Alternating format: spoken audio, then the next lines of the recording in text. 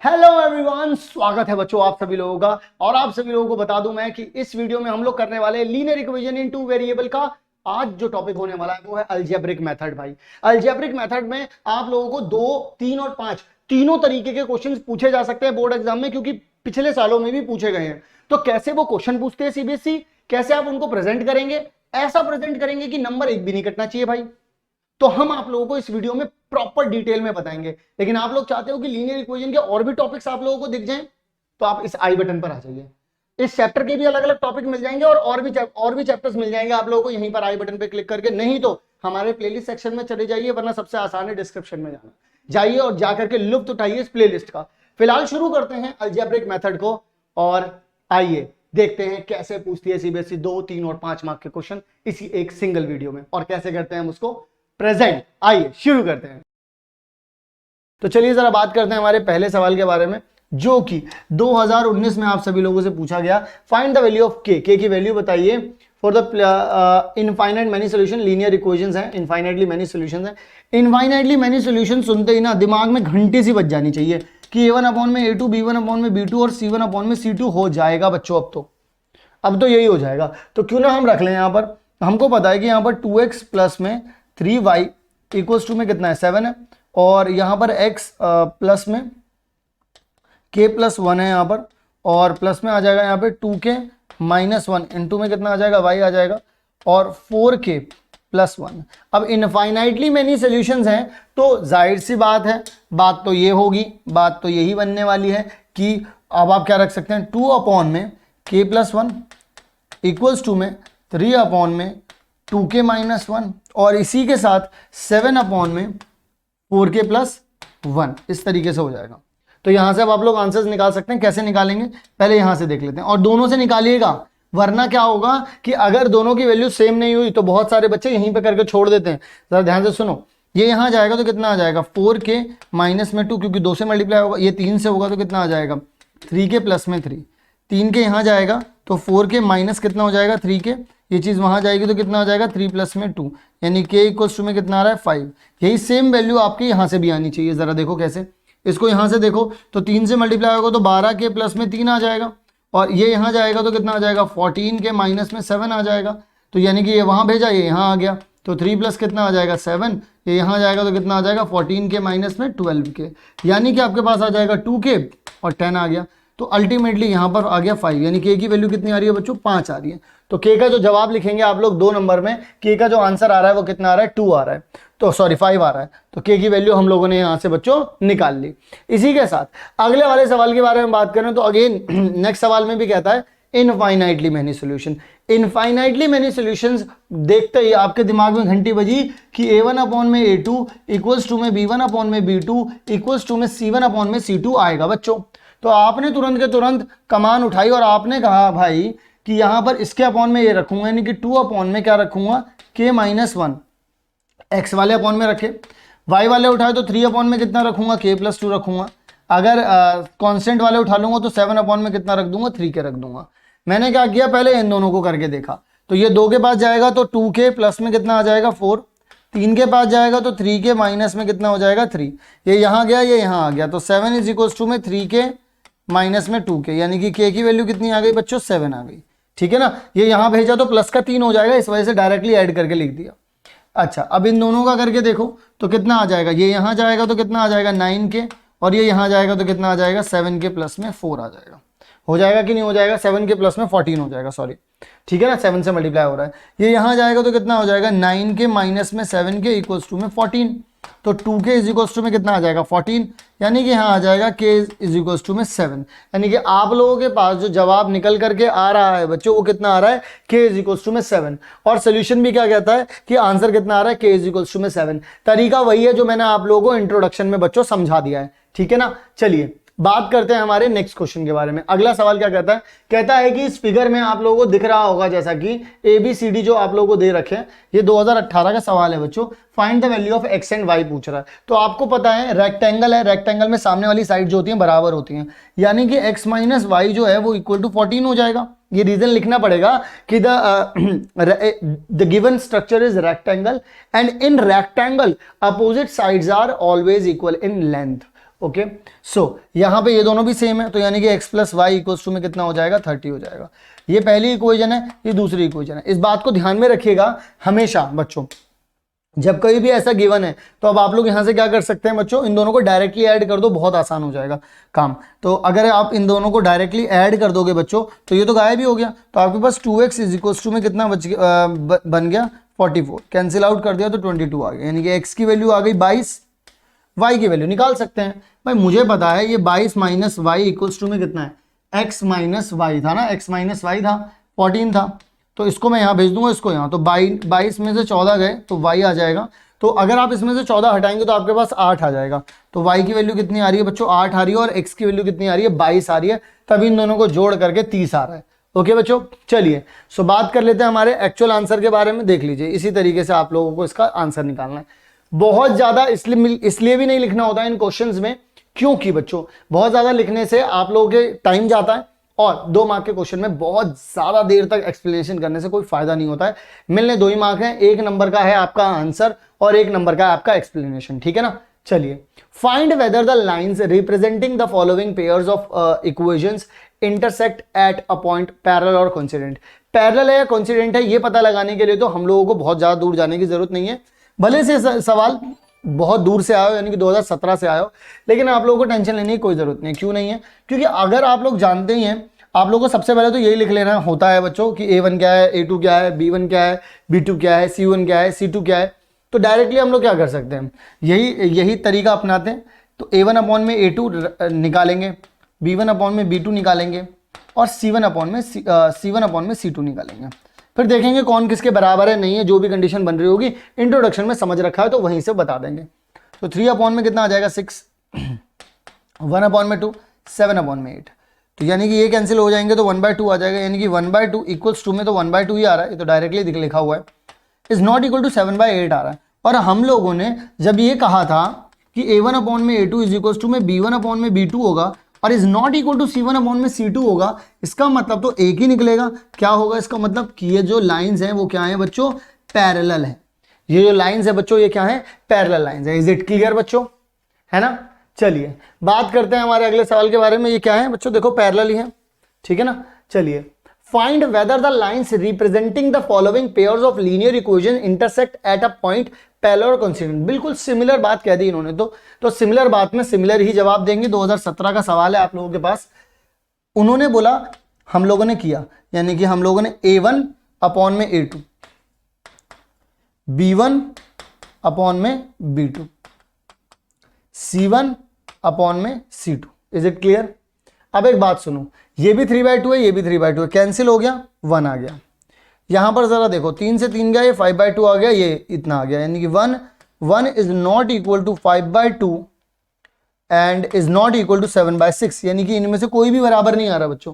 और जब कोई भी बराबर नहीं होता है तो इसका मतलब कौन सा आंसर आ गया कि ये दोनों के दोनों इंटरसेक्ट करेंगे एट अ सिंगल पॉइंट, यानी कि आप बोल सकते हैं कि ओनली वन सोल्यूशन है, या फिर आप लोग कह सकते हैं इसका जो सोल्यूशन है वो क्या है, यूनिक सोल्यूशन है बच्चों। Is it clear.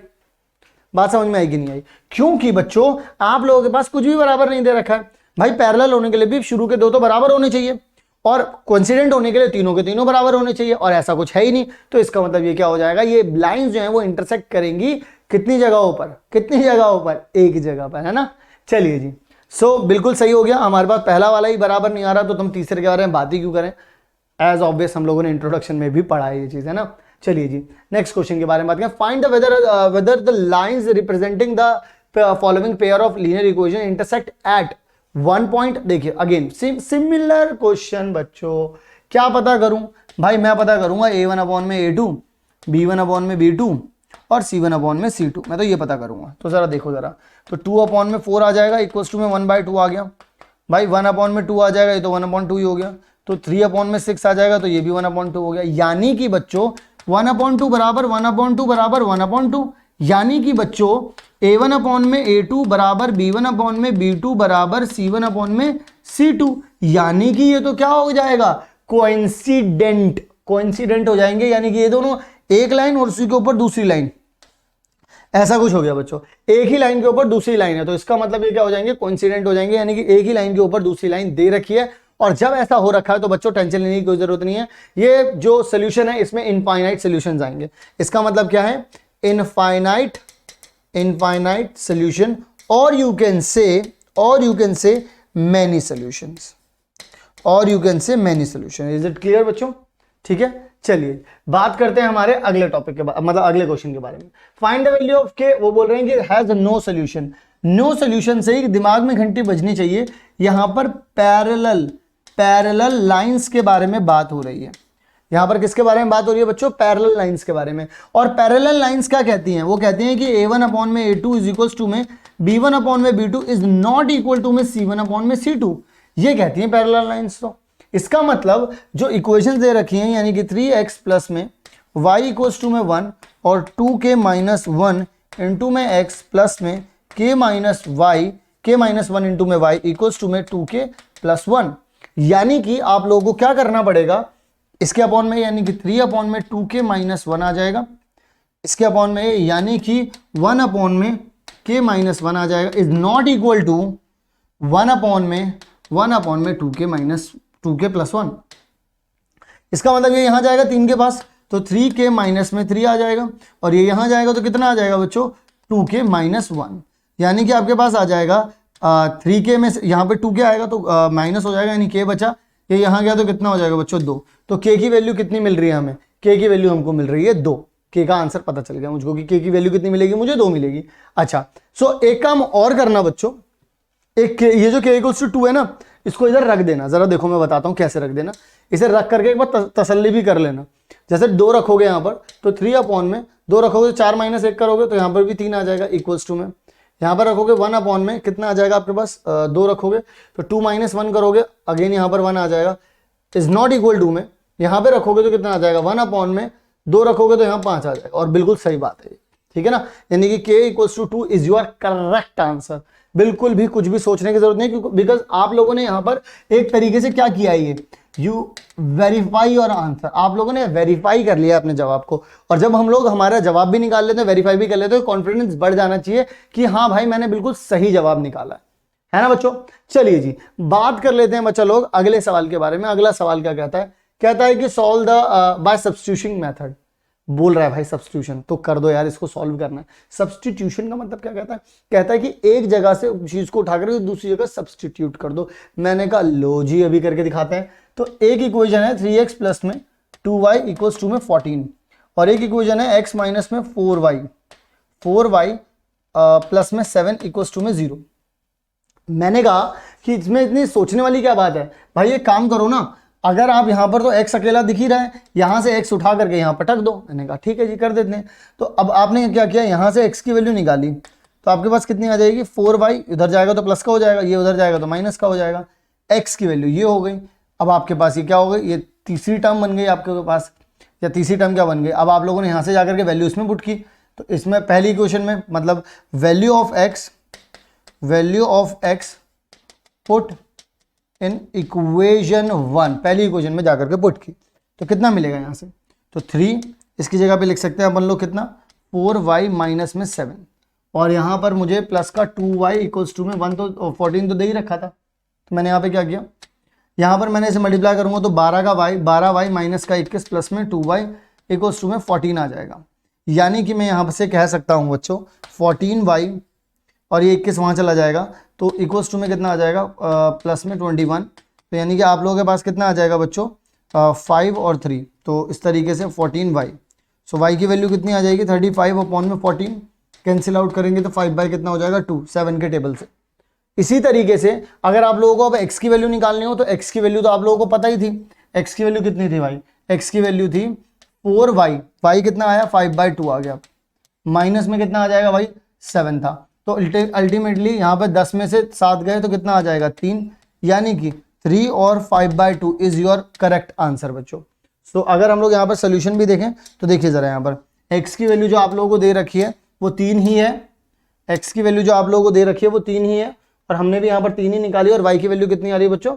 5/2। Is it clear? देखो यार, सब्स्टिट्यूशन की बात करेंगे तो सब्स्टिट्यूशन निकालेंगे। यहां पर उन्होंने क्या किया कि y की वैल्यू निकाल ली और पहली वाली इक्वेशन में जाकर के रख दिया, पहली वाली इक्वेशन से निकाल ली, दूसरी वाली इक्वेशन में जाकर के रख दी।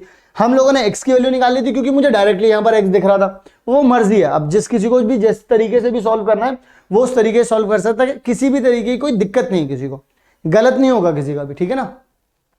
Let's talk about this. अगर हम लोग इस क्वेश्चन के बारे में बात करें जो कि 2013 में पूछा गया है बच्चों, तो मैं आप लोगों को बता दूं कि यहां पर x अपॉन में 2 प्लस में 2y अपॉन में 3। देखो यार, वेरिएबल अगर अपॉन में होते तो मैं सोचता, लेकिन अगर कांस्टेंट अपॉन में हो तो सबसे पहले दिमाग में मेरे ये आएगा कि इसकी शक्ल सूरत सुधार दो।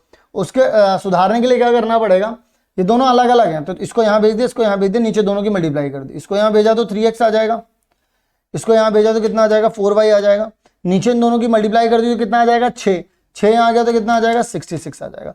ये हो गई मेरी एक्चुअल में पहली इक्वेशन। अब अगर मैं दूसरी इक्वेशन की बात करूं तो यहां पर दे रखा है कि x माइनस में y बाय 4 है इक्वल्स टू में 3 है। पहले एलसीएम लूंगा, ये यहां जाएगा तो 4x माइनस में y हो जाएगा। अब नीचे 4 है, 4 यहां जाएगा तो कितना आ जाएगा 12 हो जाएगा। ये कितनी हो जाएगी मेरे पास इक्वेशन, ये इक्वेशन हो जाएगी मेरे पास दूसरी।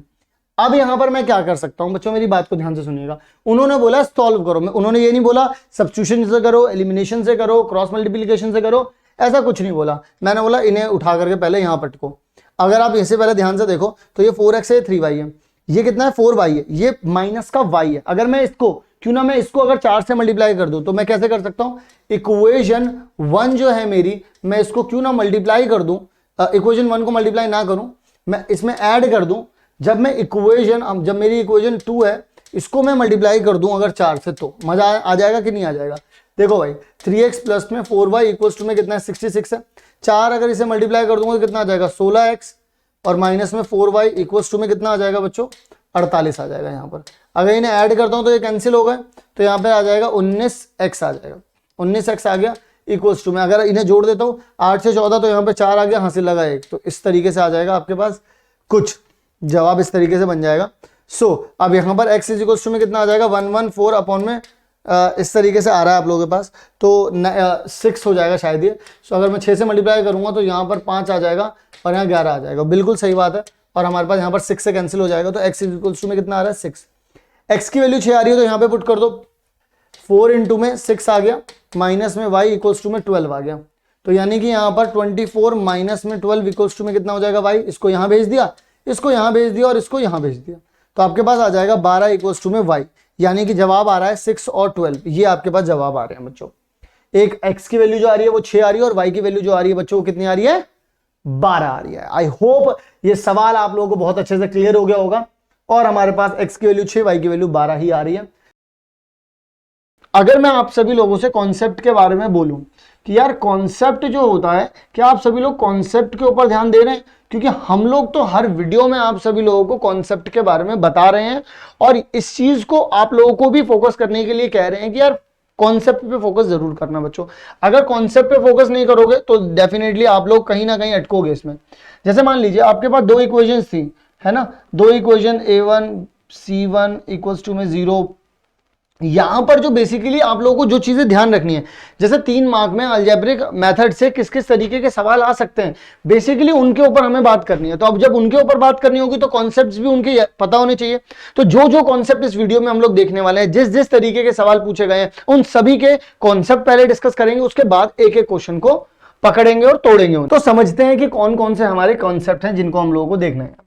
चलिए जरा बात करता हूं आप सभी लोगों से मैं इन कॉन्सेप्ट्स के बारे में। जैसे कि मान लीजिए अब आप लोगों को यहाँ पर इक्वेशन दे रखी है दूसरी वाली, ठीक है ना। अब आप सभी लोगों ने हर वीडियो में एक चीज तो देखी है और एक चीज ये चीज आप लोगों ने नोटिस भी की है कि भाई जितनी बार भी आप लोगों को इस तरीके के सवाल दिए गए हैं, जब कभी आप लोगों से पूछा गया इनफाइनाइट नंबर्स ऑफ सोल्यूशन, आप लोगों से कहा गया कि इसी के साथ आप लोगों को बताना है पैरेलल लाइंस या फिर नो सोल्यूशन वाली बात कह लो, या फिर यूनिक सोल्यूशन वाली बात कह लो, या वन सोल्यूशन वाली बात कह लो, तो वहां पर आप लोग क्या ध्यान रखते थे कि अगर a1 अपॉन में a2 इज इक्वल्स टू में b1 अपॉन में b2 is not equal to में c1 अपॉन में c2 हो जाए, एक ही कंडीशन थी। एक ये भी थी कि a1 अपॉन में a2 इज इक्वल्स टू में b1 अपॉन में b2 इज इक्वल्स टू में c1 अपॉन में c2। एक और भी थी a1 अपॉन में a2 is not equal to b1 upon में, मतलब शुरू में ही नहीं हुआ। तो इसका मतलब तो ये हो जाता था कि यहाँ पर तो आता था यूनिक सोल्यूशन, इसका जवाब आता था बच्चों, क्या आता था यूनिक सोल्यूशन। इसका जवाब क्या आता था इनफाइनाइट सोल्यूशन। इसका जवाब क्या आता था कि लाइन जो है वो पैरेलल हैं और या फिर क्या आ जाता था, नो सोल्यूशन आ जाता था। ओके, चलिए यहां तक की बात तो क्लियर हो गई सब लोगों को। लेकिन इसी के साथ अब हम लोगों को कुछ और भी बातें समझनी होंगी। अब वो बातें क्या हैं उनको भी देखते हैं। जब अगर मैं इन बातों के बारे में बात करूं तो आप लोगों को कुछ समझ लेना है। जैसे मान लीजिए इंपॉर्टेंट चीज क्या है, आप लोगों को सब्स्टिट्यूशन, एलिमिनेशन और क्रॉस मल्टीप्लीकेशन, इन तीनों में डिफरेंस पता होना चाहिए। क्रॉस मल्टीप्लीकेशन से कैसे जवाब निकालते हैं भाई, देखो सब्स्टिट्यूशन का मतलब होता है एक में से x की वैल्यू निकाली, दूसरे वाले में जाकर के रखी। एलिमिनेशन का मतलब होता है कि किसी भी x या y के कोफिशिएंट को सेम किया और उन्हें सब्ट्रैक्ट करके या ऐड करके एक वेरिएबल को, या तो x को या तो y को आपने क्या कर दिया, एलिमिनेट कर दिया। क्रॉस मल्टीप्लीकेशन मेथड क्या होता है कि जैसे मान लो अगर आपके पास इस तरीके से चीजें लिखी हुई हैं तो x, y और 1 ये इस तरीके से दिया जाता है आप लोगों को, और आप लोगों को क्या करना होता है, x के नीचे वाले छोड़ करके बाकी सारे, यानी कि b1 c1 b2 c2। इसी तरीके से अब जो बचा हुआ है आप लोगों को वही जो यहां से जिससे खत्म किया वही यहीं से शुरू कर दो। इसके बाद क्या आता, दोबारा से a1 a2 आ जाएगा। फिर क्या करोगे, फिर a1 a2 से आगे जाओगे तो कितना आ जाएगा आप सभी लोगों के पास। अब जो यहां पर एंड हुआ है उसको शुरू यहां से कर लो, यहां से कर लो, b1 b1 b2, इनकी मल्टीप्लाई करो, क्रॉस मल्टीप्लाई करो, सब्ट्रैक्ट करो, क्रॉस मल्टीप्लाई करो, सब्ट्रैक्ट करो। सो इसके नीचे जो भी आ जाए उसे इधर रख दो, फिर इसके नीचे जो भी आ जाए उसे इधर रख दो, फिर इसके नीचे जो भी आ जाए उसे इधर रख दो। एक बार इसको इक्वेट कर लो, एक बार इसको इक्वेट कर लो, और आप लोगों को जवाब मिल जाता था। तो ये तो एक बेसिक कॉन्सेप्ट हुआ, ये तो एक बेसिक बात हुई, ये जानने के लिए, समझने के लिए कि किस तरीके से आप लोगों को चीजें पता चल पाएंगे। अब हम लोग आगे की तरफ बढ़ते हैं और देखते हैं कि किस किस तरीके के सवाल आप लोगों से पूछे गए हैं पिछले 10 सालों में। चलिए देखते हैं क्वेश्चंस को। तो चलिए हम लोग बात करते हैं हमारे पहले क्वेश्चन के बारे में। पहला क्वेश्चन क्या कहता है हमसे, कहता है कि a fraction becomes 1/3 when 1 is subtracted from the numerator. अब देखिएगा, अगर मैं कुछ एक फ्रैक्शन मान लूं x अपॉन में y, ठीक है ना, वो कह रहे हैं कि ये जो है इसमें से अगर आप न्यूमरेटर में, न्यूमरेटर वो होता है जो ऊपर लिखा होता है, अगर और नीचे वाले को एज इट इज रहने दिया, ये कितना हो जाएगा आपके पास, 1/3 हो जाएगा। अब इसको एक्चुअल में समझो। सबसे पहले मैं अभी सवाल में आगे नहीं जा रहा हूं, ये सवाल बहुत ताजा है, बिल्कुल आप लोगों से 2020 में पूछा गया है बच्चों, बिल्कुल 2020 में। अब यहां पर अगर मैं देखना चाहूं या समझना चाहूं तो कैसे समझ सकता हूं, ये 3 यहां जाएगा तो 3x माइनस में 3 इक्वल्स टू में कितना हो जाएगा, y। इसको मैं इधर ले आता हूं तो यानी कि 3x माइनस में y इक्वल्स टू में कितना आ जाएगा आपके पास 3। आप इसे इस तरीके से लिख सकते हैं बच्चों, बोलो हाँ। सिमिलरली आप लोग और क्या कर सकते हैं, उन्होंने एक बात और भी बोली है, जरा आप दूसरी बात सुनते हैं इनकी। दूसरी बात कहते हैं कि it becomes 1/4 when 8 is added to denominator, यानी कि ऊपर वाले को एज इट इज रहने दिया आपकी बार, और कहते हैं कि नीचे आप 8 जोड़ दो तो ये 1/4 हो जाएगा। मैंने कहा कोई बात नहीं, अब हम एक काम करते हैं, इसको यहां भेजते हैं, इसको यहां भेजते हैं, तो कितना हो जाएगा 4x इक्वल्स टू में y प्लस में 8 आ जाएगा आपके पास। भाई ये यहां गया, ये यहां गया, तो आपके पास कितना हो जाएगा 4x माइनस में 8 इक्वल्स टू में माइनस में 4 माइनस में y इक्वल्स टू में 8। Is it clear? अब आपके पास ये हो गई पहली इक्वेशन और आपके पास ये हो गई दूसरी इक्वेशन। ये दो इक्वेशंस आप लोग जैसे कि यहां पर देख सकते हैं। अब इन दो इक्वेशंस के बाद अब हम लोगों को एक बात और समझनी होगी कि कैसे इसको सॉल्व करना है, क्योंकि सारा का सारा गेम तो यही है कि उस फ्रैक्शन को पता करो। उस फ्रैक्शन को पता करने के लिए एक्चुअल फ्रैक्शन तो बच्चों ये है आपके पास भाई x अपॉन में y। अब अगर x अपॉन में y ही ये अगर आप लोगों को फ्रैक्शन दे रखा है, दैट मीन्स इसका मतलब तो ये हो गया बच्चों कि किसी तरीके से आप लोगों को x और y की वैल्यू निकालनी है। तो मैं आप सभी लोगों से कहना चाहूंगा क्यों ना आप लोग एक तरीका देखें। यहाँ पर जैसे मैं पहली इक्वेशन को 3x माइनस में y इक्वल्स टू में 3 मैंने यहां पर रखा, और 4x माइनस में y इक्वल्स टू में 8 मैंने इसको यहां पर रखा। अब मैंने कहा कि मैं इन दोनों को इक्वेशन 1, मेरी जो इक्वेशन 1 है, मैं माइनस कर रहा हूं उसको इक्वेशन 2 से, ठीक है ना। जब मैं माइनस करूंगा ये तो नेगेटिव, ये पॉजिटिव, ये नेगेटिव, ये कैंसिल हो जाएगा। तो यहाँ पे कितना आ जाएगा मेरे पास, माइनस का x आ जाएगा बच्चों, माइनस का 4 और प्लस का 3 है। अच्छा यहाँ पर कितना आ जाएगा मेरे पास, माइनस का 5 आ जाएगा। माइनस से माइनस कैंसिल हो गया तो x की वैल्यू मेरे पास कितनी हो गई बच्चों, 5 हो गई। अच्छा इसी के साथ अब मुझे y की वैल्यू भी निकालनी है, तो वो मैं कैसे निकालूंगा। जैसे कि मैं जानता हूं यहाँ पर कि 3x minus y equals to में कितना था, 3 था। मुझे x की वैल्यू पता है तो मैं y इधर निकालता हूँ। तो 3 इंटू में 5 यहाँ रख दिया मैंने, 3 यहाँ आ जाएगा, y को मैंने दूसरी तरफ भेज दिया तो आ जाएगा 15 माइनस 3 इक्वल्स टू में कितना आ जाएगा y। तो y की वैल्यू कितनी आ गई बच्चों, 12। इसका मतलब फ्रैक्शन एक्चुअल में कितना है, 5/12 है। और अगर आप में से किसी को वेरीफाई करना हो ये बात, तो आप लोगों को मैं कहना चाहूंगा कि इन दोनों से ही वेरीफाई कर सकते हो। जैसे कि ऊपर वाले में से एक माइनस करो तो 1/3 आ रहा है, जैसे करके देखो, ऊपर वाले में से एक माइनस तो कितना आ जाएगा, ऊपर वाले में से एक माइनस करोगे तो 4/12 आ जाएगा। नीचे वाले में तो कुछ नहीं करना था पहले स्टेटमेंट में, तो देख लो 1/3 आ रहा है। अगर 8 जोड़ना है नीचे वाले में, देखो 8 जोड़ोगे 12 में तो कितना आ जाएगा 20, और देख लो कितना आ रहा है 1/4 आ रहा है। बस यही बात हो गई। तो ये हम लोगों ने यहाँ पर ये जो चीज हम लोगों ने की है ना बच्चों, ये जो चीज हम लोगों ने की है इसको कहते हैं वेरीफाई करना अपने जवाब को। अपने जवाब को क्या कर लिया आप लोगों ने, वेरीफाई कर लिया, और इससे आप लोगों को कॉन्फिडेंस आ गया कि हाँ भाई मेरा जवाब बिल्कुल सही है। अब बढ़ते हैं हम लोग आगे की तरफ, देखते हैं हमारा अगला क्वेश्चन क्या है। अगला क्वेश्चन से पहले आप लोग यहाँ पर अपना आंसर चेक भी कर सकते हैं, जो मैंने निकाला है वो बिल्कुल सही जवाब है बच्चों, ठीक है ना। चलिए जरा बात करते हैं present age of a father, मतलब एक पेरेंट है उनमें जो फादर है उनकी जो प्रेजेंट एज है बच्चों वो दे रखी है आप लोगों को। Present age is 3 years more than 3 times the age of son. मतलब अगर आप मान लीजिए एज ऑफ फादर, क्योंकि ये चीज हमें लिखनी जरूरी होती है, एज ऑफ फादर, अगर मैं सबसे पहले एक बात आप लोगों को बता दूं कि एज ऑफ फादर कितनी दे रखी है आप लोगों को, मान लीजिए वाई है, और एज ऑफ सन अगर आप बोलें तो आप मान लीजिए एक्स है।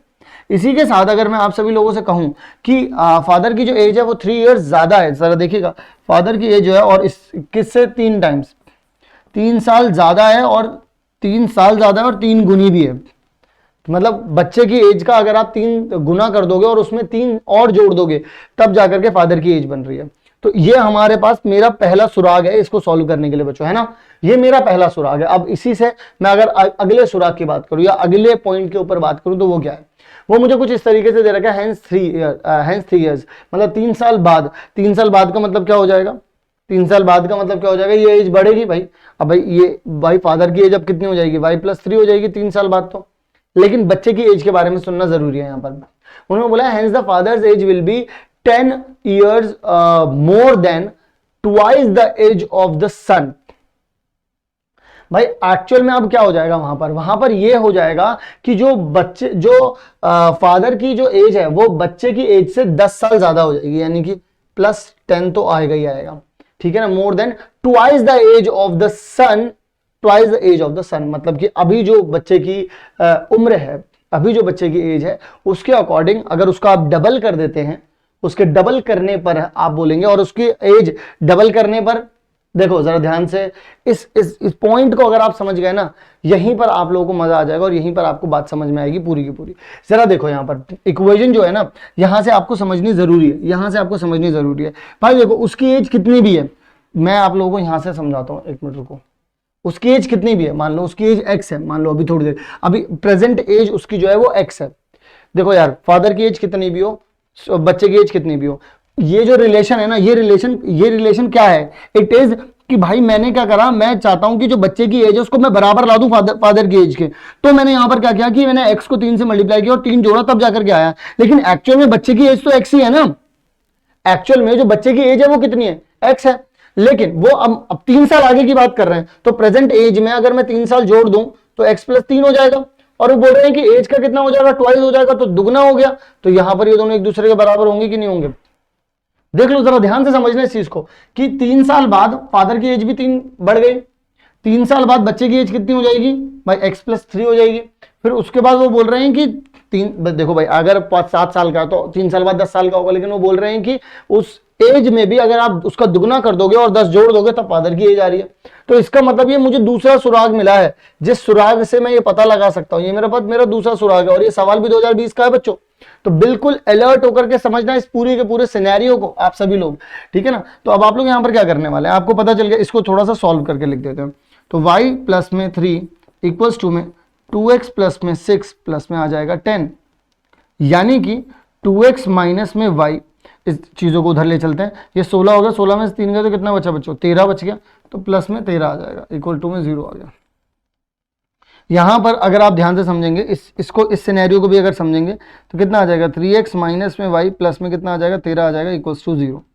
इस तरीके से आ गया। तो y तो अपनी जगह पे लिखा हुआ है। अब इसको सॉल्व करना आसान हो गया क्योंकि y के कोफिशिएंट जो है वो मुझे सेम ही दिख रहे हैं। तो अब इसका मतलब मैं इक्वेशन, मेरे पास जो मेरी इक्वेशन है, इक्वेशन 1 माइनस कर सकता हूँ इक्वेशन 2। तो अगर मैं माइनस कर सकता हूँ बच्चों तो मैं क्यों ना करूँ। तो यहाँ पर मैंने 3x माइनस में y, 3 को मैं दूसरी तरफ भेज देता हूँ, कितना आ जाएगा, माइनस का 3 आ जाएगा। फिर इसके बाद मैं 2x minus y equals to में माइनस का 13 लिख देता हूँ। यहाँ पर अगर मैं सब्ट्रैक्ट करता हूँ तो ये नेगेटिव हो जाएगा, प्लस हो जाएगा, ये भी प्लस हो जाएगा, ये कैंसिल हो गया। तो यहाँ पर आपके पास आ जाएगा x कितना हो जाएगा बच्चों, x इक्वल्स टू में आपके पास आ जाएगा 10। तो यानी कि बच्चे की जो उम्र है, यानी बच्चे की जो प्रेजेंट एज है वो कितनी हो रखी है इस साल, इस वक्त 10 साल है। अच्छा, पेरेंट की अगर मतलब फादर की एज निकालनी है तो फादर की एज थी कितनी प्रेजेंट में, 3 इंटू में 10 प्लस में कितना आ जाएगा 3, यानी कि फादर की एज कितनी है 33 ईयर्स और बच्चे की एज कितनी है 10 ईयर्स। ठीक है बच्चों। मतलब बेसिकली जो मैं समझाना चाह रहा हूं, जो मैं बताना चाह रहा हूं आप लोगों को, वो ये है कि घबराना नहीं है। It's all about understanding of language of question. अगर आपको अंडरस्टैंड हो गया कि क्वेश्चन एक्चुअल में कहना क्या चाह रहा है, देखो पहले जो वो कहना चाह रहा था बस वो इतना कहना चाह रहा था कि प्रेजेंट सिनेरियो क्या है, आज का सिनेरियो क्या है, फिर वो उसने सिनेरियो क्या दिया आपको, 3 साल आगे का सिनेरियो दे रहा है। तो अगर वो 3 साल आगे का सिनेरियो दे रहा है तो वो भी हमें समझना पड़ेगा। ठीक है ना बच्चों। चलिए जी बात करते हैं। तो आप लोग देख सकते हैं यहाँ पर बच्चे की एज 10 आ रही है और फादर की एज जो है 33 आ रही है। ठीक है ना। चलिए बात करते हैं अगले सवाल के बारे में। ये सवाल 2019 में पूछा गया सभी लोगों से, जरा देखते हैं क्या है। Father's age is 3 times the sum of the, देखिए यहाँ पर क्या कहा उन्होंने, फादर्स एज।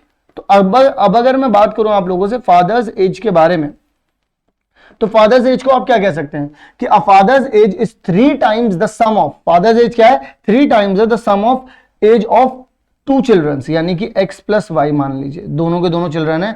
मतलब यहां पर कह सकते हैं कि late as of 1 child,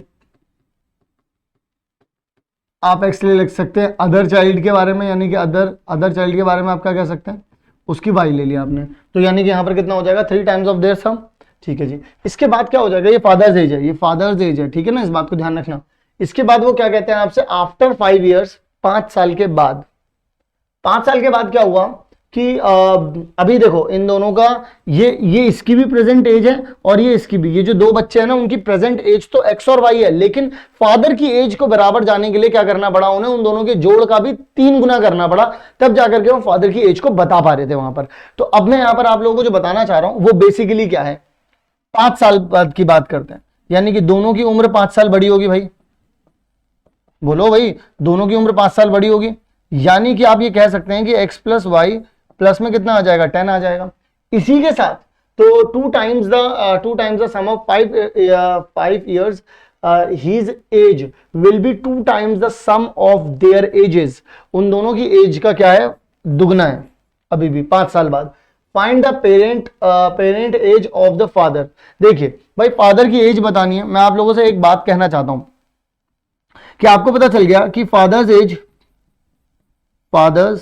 as plus 5 बोलोगे नहीं बोलोगे भाई, 5 साल बाद है भाई, 5 साल की बाद की बात हो रही है, तो मैंने फादर्स एज को एज इट इज रखा।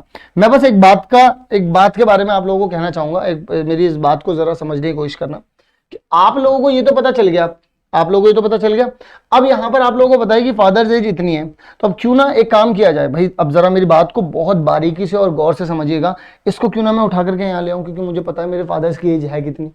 भाई अगर तुमको फादर एज पता है तो क्यों ना तुम उठा करके यहाँ ले आओ, क्योंकि अभी 5 साल आगे की बात की, 5 साल आगे तो भाई अभी जो फादर की एज थी उसमें भी 5 जुड़े होंगे, जोड़ दिए यहाँ पे। बच्चे में क्या हुआ कि दोनों के दोनों बच्चे x प्लस 5 रहे होंगे, तो उन्होंने बोला है कि 5 साल बाद बच्चों की एज का भी दुगना, तो यहाँ पर ये सिनेरियो बनेगा। यानी कि अब मैं क्या लिख सकता हूँ यहाँ पर, मैं लिख सकता हूँ यहाँ पर 3 times of x plus y, ठीक है, प्लस में 5 इक्वल्स टू में 2x 2y, आप इस तरीके से लिख सकते हैं, और प्लस में 20 लिख सकते हैं। तो डायरेक्टली वी कैन से कि यहाँ से आपके पास आ जाएगा 3x प्लस में 3y प्लस में 5, और यहाँ पर आ जाएगा आपके पास 2x प्लस में 2y प्लस में 10 आ जाएगा, 20 आ जाएगा। ठीक है ना। तो ये चीज़ भी इधर जाएगी, इसके साथ सब्ट्रैक्ट हो जाएगी, ये चीज़ भी इसके साथ सब्ट्रैक्ट हो जाएगी, तो x प्लस वाई बचा, और यहाँ पर 20 था तो ये गया, तो कितना हो जाएगा बच्चों 15 हो जाएगा। तो यानी कि x प्लस वाई, यानी कि उन दोनों बच्चों की जो एज का सम है प्रेजेंट टाइम पर वो कितना है 15 है। लेकिन प्रेजेंट टाइम पर अगर फादर की एज पूछी जाए तो कितनी है, तो वो तो हम लोगों को पता थी कि क्या करना है, 3 टाइम्स है उसका, तो वो कितना आ जाएगा 15 आ जाएगा, क्योंकि यही एक्चुअल में क्या है सम ऑफ एज है, सम ऑफ एज ऑफ चाइल्ड्स, तो कितना आ जाएगा 45, यानी कि 45 ईयर्स है, 45 ईयर्स के हैं हमारे फादर जी जो हैं इस क्वेश्चन में, ये जो यहाँ पर दे रखे हैं। तो यानी कि 45 साल है उनकी उम्र, और ये पूरा का पूरा जो घोटाला था वो उस तरीके से सॉल्व होना था। घोटाला था ही क्या? उन्होंने बोला कि फादर की एज है। फादर की एज क्या है कि अभी जो प्रेजेंट सिनेरियो में बच्चों की जो एज है उसके 3 टाइम है। हमने कहा ठीक है, 5 साल बाद तो हमने फादर की एज भी 5 साल बाद बढ़ेगी, तो वो भी बढ़ेगी, तो हमने वो भी बढ़ाई। जब वो एज बढ़ेगी बच्चों, तो यार फादर की भी बढ़ेगी और बच्चों की भी बढ़ेगी। तो बच्चों की प्रेजेंट एज थी कितनी? एक्स वाई, तो दोनों को बढ़ाया, x+5 लिखा, y+5 लिखा। फिर उसके बाद उन्होंने बोला कि जो 5 साल बाद उनकी एज होगी उसका दुगना कर दो तो फादर की एज आ जाएगी। तो हम लोगों ने क्या किया, फादर की एज 5 साल बाद ये होगी, तो और वो बच्चों की एज कैसे बराबर कर पाएंगे उसके, वो इस तरीके से बराबर कर पाएंगे, तो वो यहाँ पर बराबर हो गए। एंड आई होप आप सभी लोगों को यहाँ पर क्वेश्चन समझ में आ गया होगा। ठीक है जी, लेट्स मूव। देख लीजिए यहाँ पर 45 साल ही आ रही है उनकी एज, और एक्सप्लेनेशन आप लोग यहाँ से भी देख सकते हैं बच्चों। ठीक है ना, पूरी तरीके से एक्सप्लेन कर रखा है हम लोगों ने।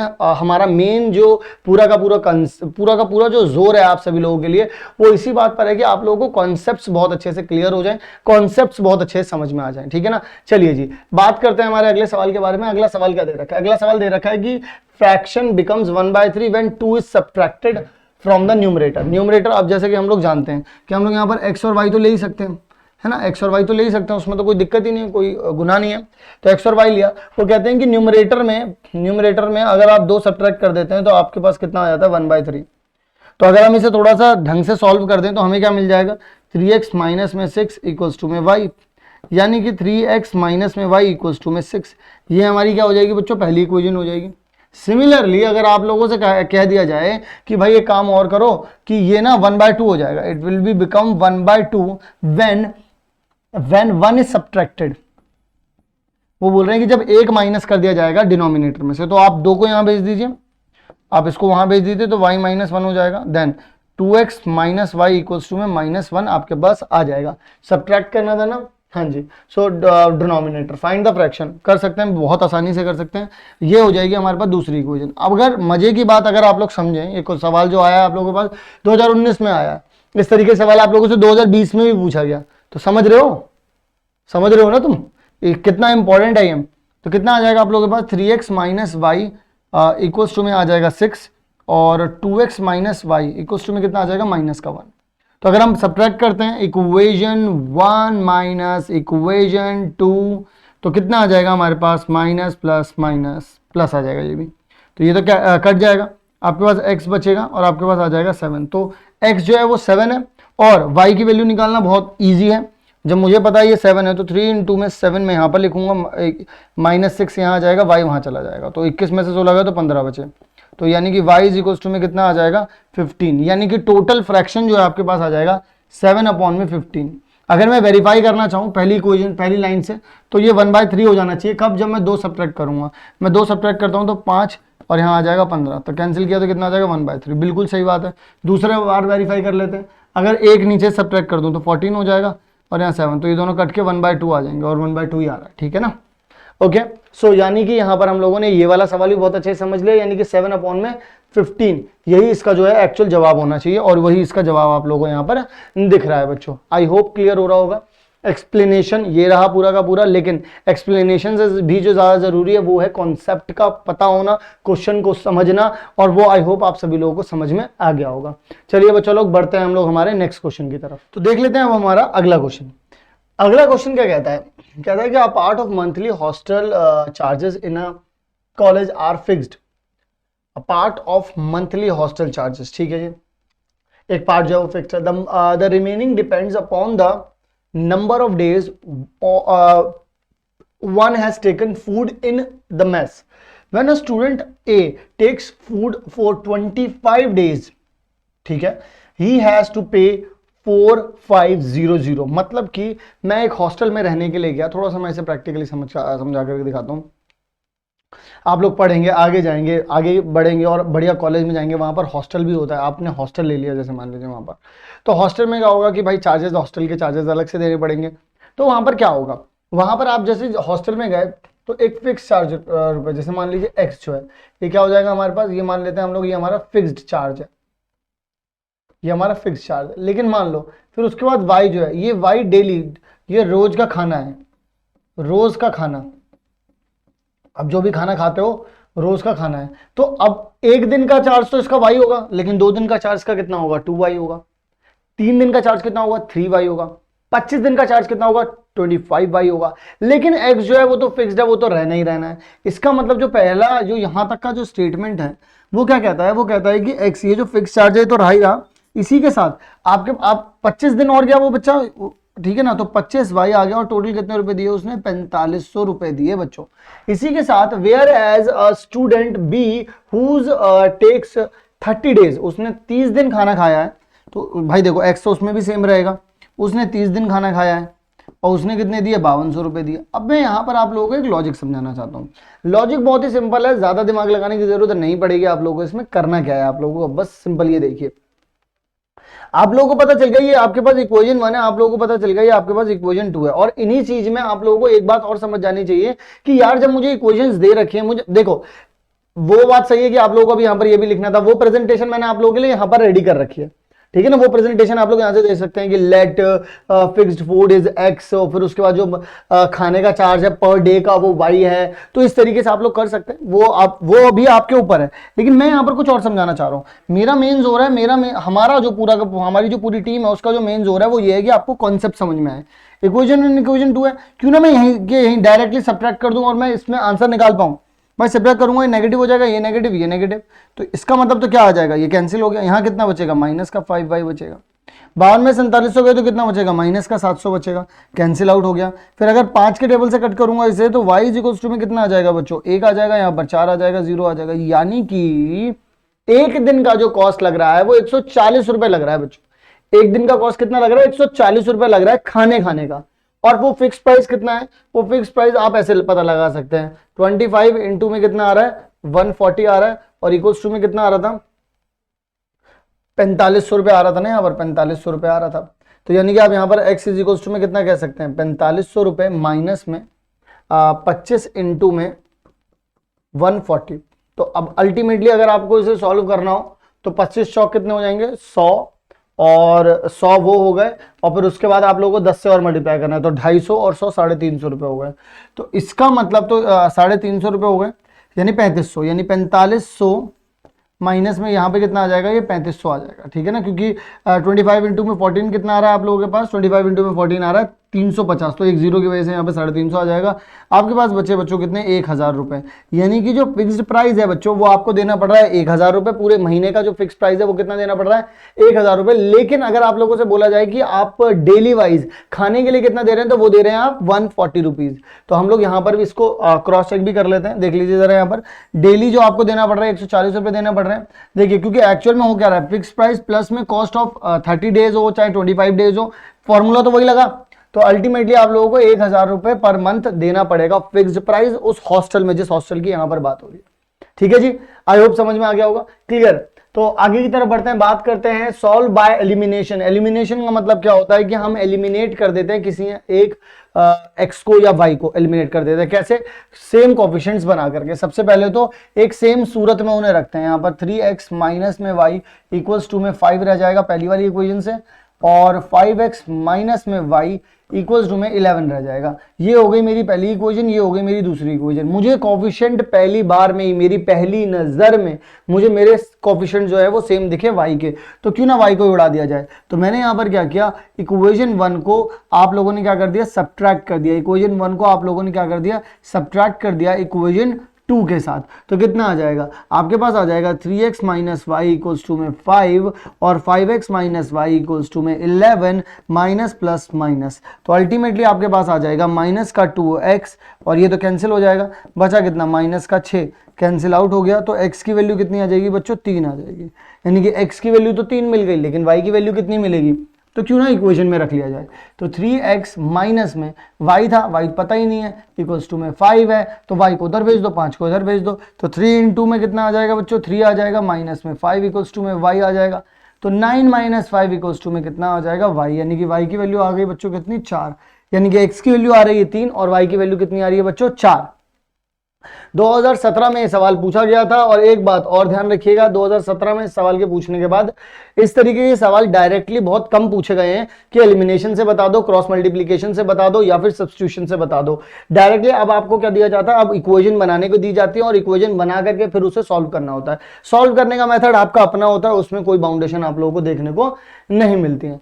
चलिए जरा बात कर लेते हैं यहाँ पर x की वैल्यू 3 और y की वैल्यू 4 ही आ रही है। फिर यहाँ पर बात कर लेते हैं अलग क्रॉस मल्टीप्लीकेशन मेथड के बारे में। क्रॉस मल्टीप्लीकेशन मेथड क्या कहता है? क्रॉस मल्टीप्लीकेशन मेथड कहता है कि भाई आप यहाँ पर x लिखो, यहाँ पर आप y लिखो और यहाँ पर आप 1 लिखो। उसके बाद क्या करो, x वाले कोफिशिएंट्स को छोड़ दो, आगे वाले देखो कितना लिखा है, आगे में लिखा हुआ सबको पहले इक्वल टू 0 कर लेना, पहला तो यही स्टेप है, ठीक है ना। फिर उसके बाद कितना आ जाएगा, यहाँ पर 4 आ जाएगा, यहाँ पर माइनस का 12 आ जाएगा, यहाँ पर माइनस का 4 आ जाएगा, यहाँ पर माइनस का 20 आ जाएगा। सिमिलरली जो यहाँ पर लिखा हुआ है उसको पहले यहाँ पर स्टार्ट करो, फिर इसका चक्री घूम करके कहाँ पे आएगी, फिर से चक्री घूम करके ए पर जाएगी। फिर कितना आ जाएगा आपके पास, क्योंकि अब इसको नहीं रखना है, क्योंकि अब ये नहीं है, अब वाई वाला निकालना है आपको, तो अब ये नहीं है, ठीक है ना। तो अब यहाँ पर क्या करोगे आप लोग, 5 रखोगे और 1 रखोगे। सिमिलरली जब आपने 1 की बात की तो जो यहाँ लिखा है उसको पहले लिख लो, आखिरी में जो लिखा है उसको लिख लो। फिर कांस्टेंट वाला हटा दो तो कितना बच गया, 4/4 और माइनस का 12। सिंपल है, इसको इक्वल कर लो, इसको भी इक्वल कर लो, अब इसको सॉल्व कर लो। तो सॉल्व करने के लिए क्या करना पड़ेगा बच्चों, x/, में देखिएगा अगर आप -20 की मल्टीप्लाई 4 में करेंगे तो माइनस का 80 आ जाएगा, और बीच में हमेशा क्या रखना है बच्चों, माइनस। इन दोनों की मल्टीप्लाई करेंगे तो माइनस माइनस प्लस हो जाएगा, यानी कि 48 आ जाएगा यहाँ। सिमिलरली अगर आप y की बात करेंगे तो इसकी मल्टीप्लाई इससे करेंगे तो माइनस का 4 आ जाएगा, फिर बीच में हमेशा माइनस, फिर इसकी मल्टीप्लाई इससे करेंगे तो माइनस का 100 आ जाएगा। सिमिलरली 1/, में इसकी मल्टीप्लाई इससे करेंगे तो माइनस का 60 आ जाएगा, फिर इसकी मल्टीप्लाई इससे करेंगे तो माइनस का 4 आ जाएगा, ठीक है ना। माइनस अपनी जगह आया, इन दोनों को मल्टीप्लाई करके 4 आ रहा है। ओके बच्चों, सो अब यहाँ पर अगर मैं ये अगर थोड़ा सा भी ध्यान से अगर हम इसे देखें तो इन दोनों का नेगेटिव नेगेटिव क्या हो जाएंगे, एडिशन हो जाएंगे, तो माइनस का 128 आ रहा है। सिमिलरली अगर हम यहाँ पर करते हैं बच्चों तो ये तो प्लस का 4 हो जाएगा तो प्लस का 4 हो जाएगा तो अल्टीमेट प्लस का 100 हो जाएगा, तो प्लस का 100 और माइनस का 4 कितना होता है, 96। सिमिलर विद दिस, तो यानी कि ये कितना हो जाएगा, माइनस का 64 हो जाएगा। तो अब मैं क्यों ना एक बार इसको इसके बराबर, जैसा कि मैंने इंट्रोडक्शन में बताया था कि एक बार y को कांस्टेंट के बराबर रख देंगे, एक बार x को कांस्टेंट के बराबर रख देंगे, और जब हम ऐसा कर देंगे बच्चों तो what we get, we will get x/, में माइनस का 128 इक्वल्स टू में 1/, में माइनस का 1/, में 64। तो माइनस से गया, ये यहां पर आ गया 2 आ जाएगा यहाँ पर, यानी कि x की वैल्यू कितनी आ गई बच्चों, 2 आ गई। पहली बात क्लियर हो गई। दूसरी बात कर लेते हैं y के बारे में। तो y/, में कितना है, 96 है, और ये कितना है, माइनस का 1/, में 64। तो यानी कि y इज इक्वल्स टू में 96/, में 64, वो भी नेगेटिव का, वो भी किसका, नेगेटिव का। तो 96, तो अगर मैं सबसे पहले बात करूं 8 के टेबल से, तो 8 के टेबल से तो कैंसिल हो गई होगा, यहाँ आ जाएगा 8 आपके पास, और यहाँ कितना आ जाएगा, 1 आ जाएगा, और यहाँ पर आ जाएगा आपके पास 2। तो अगर आप 3 के टेबल से करेंगे तो 4 के टेबल से करेंगे तो आपके पास आ जाएगा माइनस का 3/2। आपके पास y की वैल्यू जो बच्चों आ रही है वो आ रही है माइनस का 3/2, और x की वैल्यू यू हैव 2। सो इसका मतलब हमारे पास x की वैल्यू आ रही है कितनी, x की वैल्यू आ रही है 2, और y की वैल्यू आ रही है माइनस का 3/2। तो आई होप आप लोगों को समझ में आया होगा। बिल्कुल सेम पैटर्न जो मैंने आप लोगों को सॉल्व करवाया उसी तरीके से यहाँ पर दिखेगा आपको, बस उसी तरीके से करना है बच्चों। तो इस बात का आप लोगों को बहुत अच्छे से ध्यान रखना होगा बच्चों, ठीक है।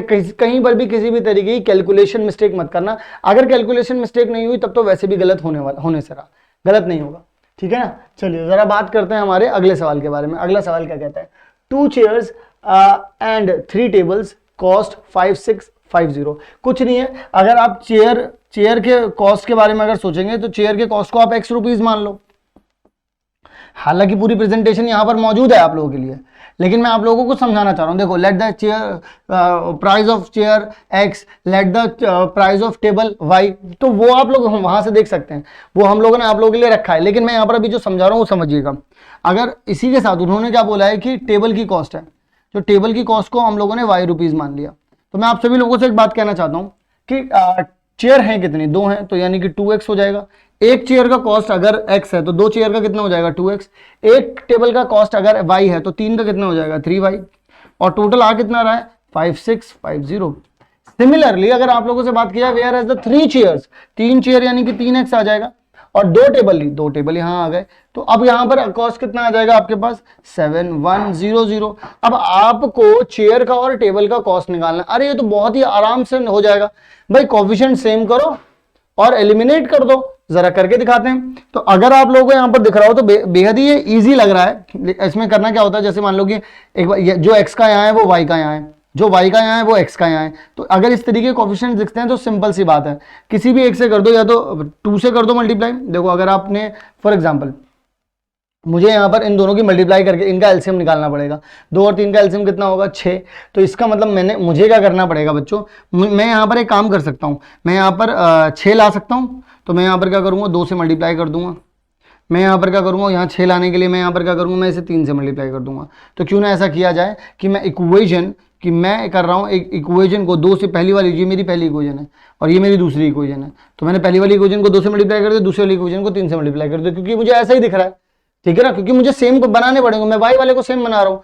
तो यानी कि यहाँ पर आ कितना जाएगा बच्चों, अगर हम एक्चुअल में देखें तो आपके पास आ जाएगा 4x प्लस में 6y इक्वल्स टू में आपके पास, अगर आप इसे दुगना कर देते हैं बच्चों तो आपके पास आ जाएगा 00131, ये 11,300 आ जाएगा कुछ आप लोगों के पास। इसी के साथ अगर आप इसे 3 से मल्टीप्लाई करते हो तो 9x प्लस में 6y इक्वल्स टू में आपके पास 3 से अगर मल्टीप्लाई करेंगे तो 003 और 21 इस तरीके से आ जाएगा कुछ। तो अब आप लोग यहाँ से क्या कर सकते हैं, बहुत ही इजी हो गया अब तो ये, तो डायरेक्टली सब्ट्रैक्ट करिए, कैंसिल आउट हो गया, ये भी नेगेटिव हो जाएगा, तो यहाँ बचेगा माइनस का 5x आ गया आपके पास। अब अगर इसे सब्ट्रैक्ट करना है तो कैसे करोगे, 21,300 में से आपको 11,300 जो है सब्ट्रैक्ट करना है, तो आप लोग डायरेक्टली यहाँ से तो 10,000 बचेगा आप लोगों के पास, ठीक है ना। तो आपके पास आ जाएगा 10,000 यहाँ पर आ गया और नेगेटिव का ही रहने वाला है, नेगेटिव से नेगेटिव कैंसिल हो गया, तो x इज इक्वल्स टू में कितना आ जाएगा 2,000 रुपये। यानी कि जो हमारी चेयर है वो एक चेयर कितने की है 2,000 रुपये, यानी कि बहुत बढ़िया चेयर होगी भाई, 2,000 रुपये की बहुत अच्छी खासी चेयर आ जाती है। तो यानी कि एक चेयर कितने की हो गई 2,000 रुपये की। लेकिन अब हम लोगों को और क्या पता करना है, अब हम लोगों को टेबल का कॉस्ट भी पता करना है। तो टेबल का कॉस्ट कैसे निकालेंगे, आप इसी में से कोई सी भी एक इक्वेशन उठा लीजिए, आपको पता है कि ये कितने की हो गई है, ये 2,000 की हो गई है, ठीक है ना। तो आपने यहाँ पर 3y इक्वल्स टू में कितना लिख दिया 5650, तो ये चीज़ वहाँ जाएगी तो 2 इंटू में 2,000 कितना हो जाएगा 4,000, 4,000 वहाँ जाएंगे तो कितना हो जाएगा 3y इक्वल्स टू में आपके पास आ जाएगा 5650 माइनस में 4,000 आ जाएगा आप लोगों के पास। तो यहाँ पर आपके पास बचेगा 1650 इक्वल्स टू में कितना चल रहा है 3y, तो 3 के टेबल से इसे कट करना पड़ेगा। तो अब 1650 को मतलब अल्टीमेटली y की वैल्यू निकालने के लिए आपको करना क्या पड़ेगा, या फिर आप ये कह लो कि टेबल की कॉस्ट निकालने के लिए आपको 1650 को 3 से करना पड़ेगा। तो यहाँ आ जाएगा आपके पास 5, फिर से 5 0, यानी कि y की वैल्यू कितनी आ जाएगी 550 रुपये आ जाएगी। यानी कि एक टेबल आपके पास 550 रुपये की है और एक चेयर आपके पास पूरी की पूरी 2,000 रुपये की है। और इसका वेरिफिकेशन तो खैर आप यहाँ से पता कर पाएंगे, देख सकते हैं आप सभी लोग यहाँ पर y की वैल्यू कितनी आ रही है आप लोगों के पास, देख लीजिए 550 आ रही है। यानी कि एक चेयर की कॉस्ट कितनी मिल रही है हम लोगों को 2,000 रुपए, लेकिन एक टेबल की कॉस्ट कितनी मिल रही है 550 रुपए। आई होप आप लोगों को ये क्वेश्चन बहुत अच्छे से क्लियर हो गया होगा। बिल्कुल प्रोसीजर को सेम रखना है और हर बार मैक्सिमम कोशिश यही करिएगा एलिमिनेशन मेथड लगाएं, वहां पे ज्यादा आसान रहता है कि कोएफिशिएंट सेम करना होता है, मल्टीप्लाई करना होता है, फिर सब्ट्रैक्ट करके जल्दी से आंसर निकल जाता है। तो मोस्ट जो सबसे ज्यादा रिलायबल मैं भी मानता हूं जिस मेथड को, वो है एलिमिनेशन। चलिए बच्चों, तो बात करते हैं हमारे अगले सवाल के बारे में। अगला सवाल क्या कहता है, अगला सवाल कहता है कि for what value of A the pair of linear equation, ये जो इक्वेशन दे रखे हैं ये नो सोल्यूशन है। नो सोल्यूशन का मतलब या नो सोल्यूशन के सुनते ही आप लोगों के दिमाग में जो घंटी बजनी चाहिए उस घंटी का नाम है पैरेलल, कि that these lines are parallel. बच्चों अगर ये लाइंस पैरेलल हैं तभी इनका सोल्यूशन नहीं आ सकता। सोल्यूशन आने का मतलब है दोनों टकराएं, पैरेलल होने का मतलब है दोनों कभी टकराएंगी ही नहीं। तो इसका मतलब ये क्या हो जाएंगे बच्चों, पैरेलल हो जाएंगे जब whenever we are talking about no solution. तो नो सोल्यूशन की कंडीशन होती है कि a1 अपॉन में a2 इज इक्वल्स टू में b1 अपॉन में b2 is not equal to c1 upon में c2। तो क्यों ना हम लोग यही चीज यहां पर अपनाएं। तो जैसा कि हम लोगों को पता है तो हम लोगों ने यहाँ पे क्या किया, इक्वेशंस को सबसे पहले मैं लिखना चाहूंगा ax प्लस में 3y इक्वल्स टू में a minus 3 and 12x plus में ay इज इक्वल्स टू में a। तो रख देते हैं a अपॉन में 12 आ जाएगा इक्वल्स टू में 3 अपॉन में आपके पास यहाँ कितना आ जाएगा a आ जाएगा, और नॉट इक्वल टू में आ जाएगा आपके पास a minus 3 divide by a आ जाएगा। ठीक है, तो इन दोनों की मल्टीप्लाई करते हैं, यहां से आंसर निकल सकता है। तो a का स्क्वायर इक्वल्स टू में कितना आ जाएगा 36। तो a की वैल्यू कितनी आ जाएगी, देखो भाई किसका स्क्वायर 36 आता है, स्क्वायर 36 आता है आपके पास प्लस माइनस 6 का। आप प्लस के 6 का स्क्वायर कर लो तो भी आपके पास 36 आना है, अगर आप माइनस 6 का स्क्वायर करोगे तो भी आपके पास 36 ही आना है बच्चों। तो एक ही वैल्यू ये हो गई। अच्छा, अब आप में से कुछ ये सोचेंगे कि सर ऐसा भी तो हो सकता है कि जो आपने प्लस माइनस 6 निकाला हो तो यहां पर आ रहा हो, ये देख हो नहीं सकता, ये देख लेना एक बार। ऐसा कभी कभी होता है कि आंसर इसमें से 6 रख लिया तो यहां पर आकर के सेटिस्फाई कर जाओ, तीनों के तीनों बराबर हो जाए और आप इनफाइनाइट सोल्यूशन के लिए जवाब दे जाएं। तो जो भी आंसर निकालें एक बार यहां पुट कर लेना। जैसे अगर आप लोग यहां पर पुट करते हो, फॉर एग्जांपल अगर आप लोग यहां पर पुट करते हो, तो जैसे मैं 6 को रखता हूं, सबसे पहले 6 को रखते हैं, 6 को देखते हैं, 6 को रखते हैं तो 6/12 आ रहा है इक्वल्स टू में आपके पास 3/6 आ रहा है। यहां पर जरा देखिएगा 6 - 3 में कितना आ रहा है, 6 आ रहा है। तो यानी कि आप लोगों के पास ये चीज, तो ये दोनों के दोनों तो बराबर हो गए भाई। देखो अगर 6 रखने पर तो ये बराबर आ गया, क्योंकि 6 - 3 करेंगे अगर आप लोग, a - 3 है ना, तो a - 3 अगर आप लोग करेंगे और 6 - 3 कर रहे हैं आप लोग, तो यहां पर भी 1/2 आ गया। तो क्या a = 6 रखना सही जवाब होगा? चलो -6 भी रख करके दिखाता हूं। अगर आप -6 रखते हो बच्चों, तो -6 में कितना आ जाएगा, यहाँ पर 12 आ जाएगा। यहाँ कितना हो जाएगा, 3 में -6 हो जाएगा, ये भी -1/2 हो जाएगा। यहां पर -6 -3 में -6 आ जाएगा। यानी कि आप लोगों के पास ये -9 ऊपर हो रहा है, ये यहाँ हो रहा है। यानी कि ये चीज तो डेफिनेटली इक्वल नहीं आ रही है, ये दोनों चीजें इक्वल आ रही है। यानी कि a = -6 is your answer, but a = 6 is not your answer. बच्चों a की वैल्यू जो 6 है वो आपका जवाब नहीं हो सकती, क्योंकि अगर आपने वो जवाब रख दिया तब ये इनफाइनाइट सोल्यूशन बना देगा इसको। ठीक है ना, क्या ये बात क्लियर हुई? क्योंकि तब तीनों की तीनों चीजें बराबर हो रही हैं, यहां से भी 1/2 आ जाएगा, यहां से भी 1/2 आ जाएगा और यहां से भी 1/2 आ जाएगा, और तीनों चीजें बराबर होने का मतलब क्या है, इनफाइनाइटली मैनी सॉल्यूशंस बच्चों। ठीक है ना। सो यहां पर हमारे पास देखिए a की वैल्यू दोनों आई हैं, लेकिन हम जो जवाब लेंगे a = में 0 का ही सिर्फ जवाब नहीं ले सकते, a = में 0 का ही जवाब नहीं ले सकते। यहां पर a = 6 ये जो है आपके पास नॉट कंसिडर होगा, कंसिडर मत करना। a = -6 ही जो है आपका कंप्लीट जवाब होगा, यही आपका कंप्लीट आंसर होगा। इस बात पर आप लोगों को यहाँ पर फोकस करना है, क्योंकि अगर आप लोगों ने यहाँ पर ये चीज कर दी, एक मिनट रुकिएगा, नेगेटिव था और एक मिनट पॉजिटिव था, तो नेगेटिव नेगेटिव यहाँ पर देखो रख करके देख लो ना यार, माइनस में 6 - 3 रखो और माइनस में 6 रखो, माइनस से माइनस गया तो 3/6 आ रहा है, और 3/6 तो क्या यहाँ नहीं हो रहा, 3/6 तो दोनों बराबर कैसे होगा, वो तो होना ही नहीं चाहिए। तो a = 6 नहीं होना चाहिए। This will be your answer, this will be not your answer. इसे आपको कंसिडर नहीं करना है। ठीक है ना। चलिए जी बढ़ते हैं हमारे अगले सवाल की तरफ। अगला सवाल क्या कहता है, अगला सवाल कहता है x और y की वैल्यू निकाल दो, कैसे भी निकाल करके दिखा दो, हमको वैल्यू निकाल करके दिखा दो। तो इसमें भी अगेन वही हो जाएगा। मैं यहाँ पर क्या करूंगा भाई, मैं यहाँ पर मुझे अगर y के कोफिशिएंट को बराबर करना है, क्योंकि अब ये बड़े नंबर है तो कैलकुलेशन बड़ी होंगी, कैलकुलेशन बड़ी आएगी, तो मुझे यहाँ का मुझे इसे मल्टीप्लाई करना पड़ेगा 27 से, इसे मल्टीप्लाई करने का पड़ेगा 31 से। अगर मुझे x को हटाना है तो मुझे क्या करना पड़ेगा, नीचे करना पड़ेगा 27 से मल्टीप्लाई, ऊपर करना पड़ेगा 31 से मल्टीप्लाई। ठीक है ना। ऐसा ही कुछ हम लोगों ने यहाँ पर सोल्यूशन में किया है। हम लोगों को जो एलिमिनेट करना है वो क्या है, यहाँ पर मुझे x करना है। तो इसीलिए देखो जरा, पहली वाली को 31 से किया और दूसरी वाली को किससे किया, 27 से किया। जब 31 से किया यानी कि इस वाले को जब किया, यानी कि यहाँ पर फिर क्या किया, मैं यहाँ पर करके दिखा देता हूँ, फालतू की कैलकुलेशन आप लोगों के दिमाग में ना हो इधर उधर, तो आप लोग यहाँ से क्लियरली देख पाए। भाई देखो इसको आप लोग 31 से करोगे, क्योंकि आपको x हटाना है, क्योंकि हमने सोल्यूशन में x हटाया हुआ है। तो आप लोग यहाँ से देख सकते हैं x हटाने के लिए ये करना पड़ेगा। तो देखो x वाले तो कैंसिल हो गए, फिर 961 में से आपको सब्ट्रैक्ट करना पड़ेगा 729। जब आप सब्ट्रैक्ट करेंगे तो आपको मिलेगा 232 और यहाँ भी 232। तो y की वैल्यू कितनी मिल गई आप लोगों को, 1 आ गई y की वैल्यू। सिमिलरली जब आप x की वैल्यू निकालेंगे इसी तरीके से, और x की वैल्यू तो आप लोग डायरेक्टली पुट करके निकाल सकते हैं इक्वेशन में, जो गिवन इक्वेशन थी, तो वहां से आपको x की वैल्यू कितनी मिल जाएगी बच्चों, 2 मिल जाएगी। तो यानी कि इस तरीके से आप लोग इसका जवाब निकाल सकते हैं। एंड आई होप आप सभी लोगों को हर एक सवाल इस वीडियो का बहुत अच्छे समझ में आ गया होगा। ठीक है ना। अब हमारे पास हमारा अगला सवाल आता है। अगला सवाल क्या कहता है, ठीक है ना, यहां तक ये क्लियर है ना। बस इसमें कैलकुलेशन ज्यादा थी इसलिए मैं डायरेक्टली यहां पर लेकर के आया आप लोगों को, वरना कैलकुलेशन ले जाने में वीडियो लंबी होती है और कुछ नहीं होता। ठीक है ना। तो यहां पर डायरेक्टली लेकर के आया मैं आप लोगों को। Okay, let's talk about this. तो अगर हम लोग यहाँ पर बात करते हैं, उन्होंने बोला कि इनफाइनाइटली मेनी सॉल्यूशंस हैं, सो क्यों ना हम लोग एक बार इक्वेशन को पूरी तरीके से लिख लें। ठीक है, फिर उसके बाद हम लोग यहाँ पर जज करते हैं इस चीज को और देखते हैं ए और बी की दोनों की वैल्यूज निकालनी है। ठीक है ना। तो यहाँ पर अब हम लोगों को कुछ देखना पड़ेगा, यहाँ पर 4a प्लस में b।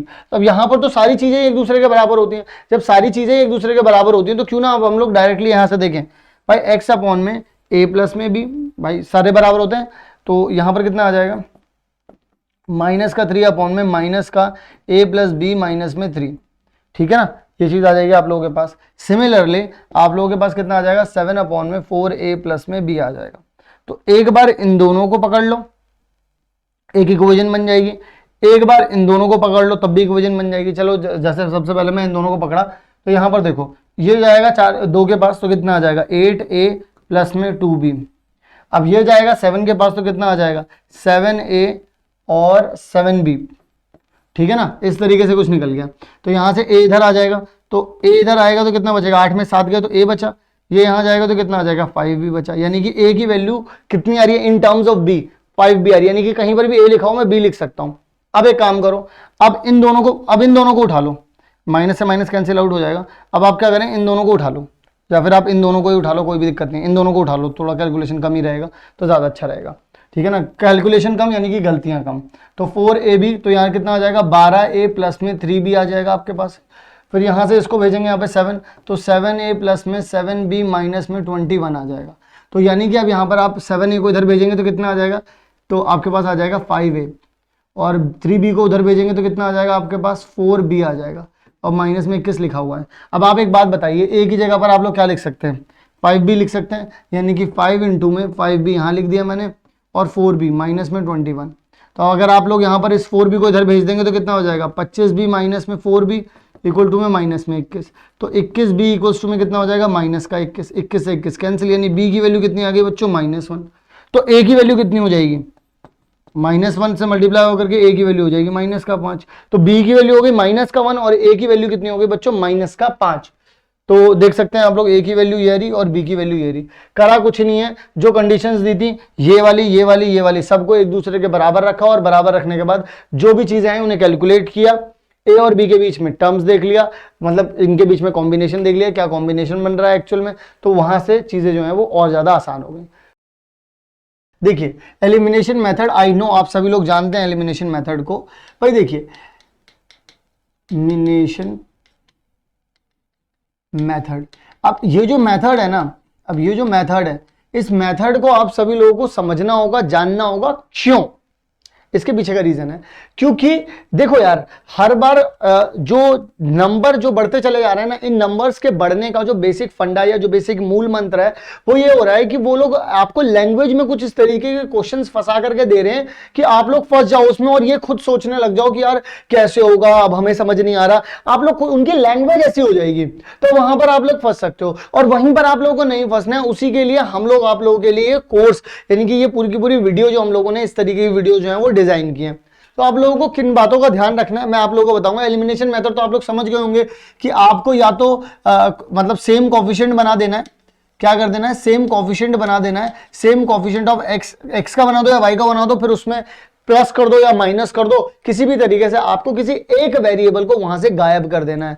जैसे गायब होगा जो बचा हुआ वेरिएबल है उसकी वैल्यू निकाल लोगे, फिर किसी भी एक इक्वेशन में रख करके दूसरे वाले वेरिएबल की भी वैल्यू निकाल लोगे। लेकिन मेन बात क्या है, मेन बात है किस तरीके से सवाल दिए गए हैं और उनको कैसे हैंडल करना है, उनकी लैंग्वेज को कैसे समझना है। तो चलिए जरा देखते हैं हमारा पहला सवाल किस तरीके से आप लोगों को दिया गया है।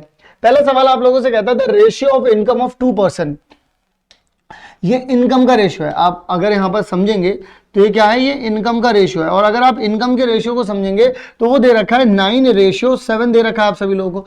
अगर ये 9:7 दे रखा है तो यहां से आप लोगों को एक बड़ी मजेदार बात समझ में आएगी। वो कौन सी बात है उसको समझाता हूं मैं आप लोगों को कि यार इसका मतलब ये सेम रेशियो, देखो यार कोई भी, जैसे मान लो फॉर एग्जाम्पल आपके पास 12/8 लिखा है, ये कैंसिल करा आप लोगों ने, तो यहां पर कितना आ जाएगा 3/2 आ जाएगा।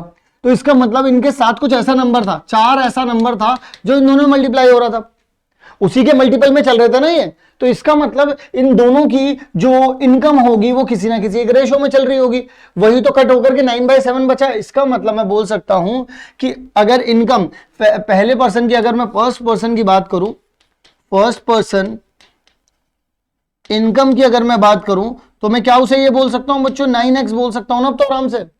और अगर मैं सेकंड पर्सन इनकम की बात करूं तो मैं उसे कितना बोल सकता हूं 7x बोल सकता हूं, तभी तो इन दोनों को अपॉन में रखा तो 9:7 आ रहा था, है ना। इसी तरीके से अगर मैं एक्सपेंडिचर, क्योंकि वो बोल रहे हैं कि द रेशियो ऑफ एक्सपेंडिचर मतलब कितना खर्चा हो रहा है, वो 4:3 है। If each of them manage to save 2000 रुपए पर मंथ, मतलब अगर दोनों के दोनों ही 2000 रुपए बचाते हैं तो फाइंड देयर मंथली इनकम्स, उनकी मंथली इनकम को पता लगा लो किसी तरीके से। उन्होंने बोला है कि मंथली इनकम जो है वो 9:7 है, जो खर्चे हैं वो ऐसे हैं। यार खर्चों को तुम ये मान सकते हो भाई, ये देखो 4/3 भी तो तब आया होगा ना जब आप, जैसे मान लो कि 12/9 लिखा है, कैंसिल करते हो तो यहाँ 4/3 आ रहा है, तो किससे मल्टीप्लाई हुआ होगा? ये 3 से मल्टीप्लाई रहे होंगे दोनों के दोनों, यानी कोई एक नंबर था ऐसा जिससे मल्टीप्लाई थे। तो वही बात आपको समझाना चाहता हूँ यहाँ पर कि अगर आप लोग यहाँ पर एक्सपेंडिचर के बारे में बोला हुआ, अगर सिर्फ आप एक्सपेंडिचर के बारे में बोलोगे तो पहले वाले पर्सन का एक्सपेंडिचर आप बोल सकते हो वाई हो जाएगा, मतलब 4y हो जाएगा, ये फर्स्ट के बारे में।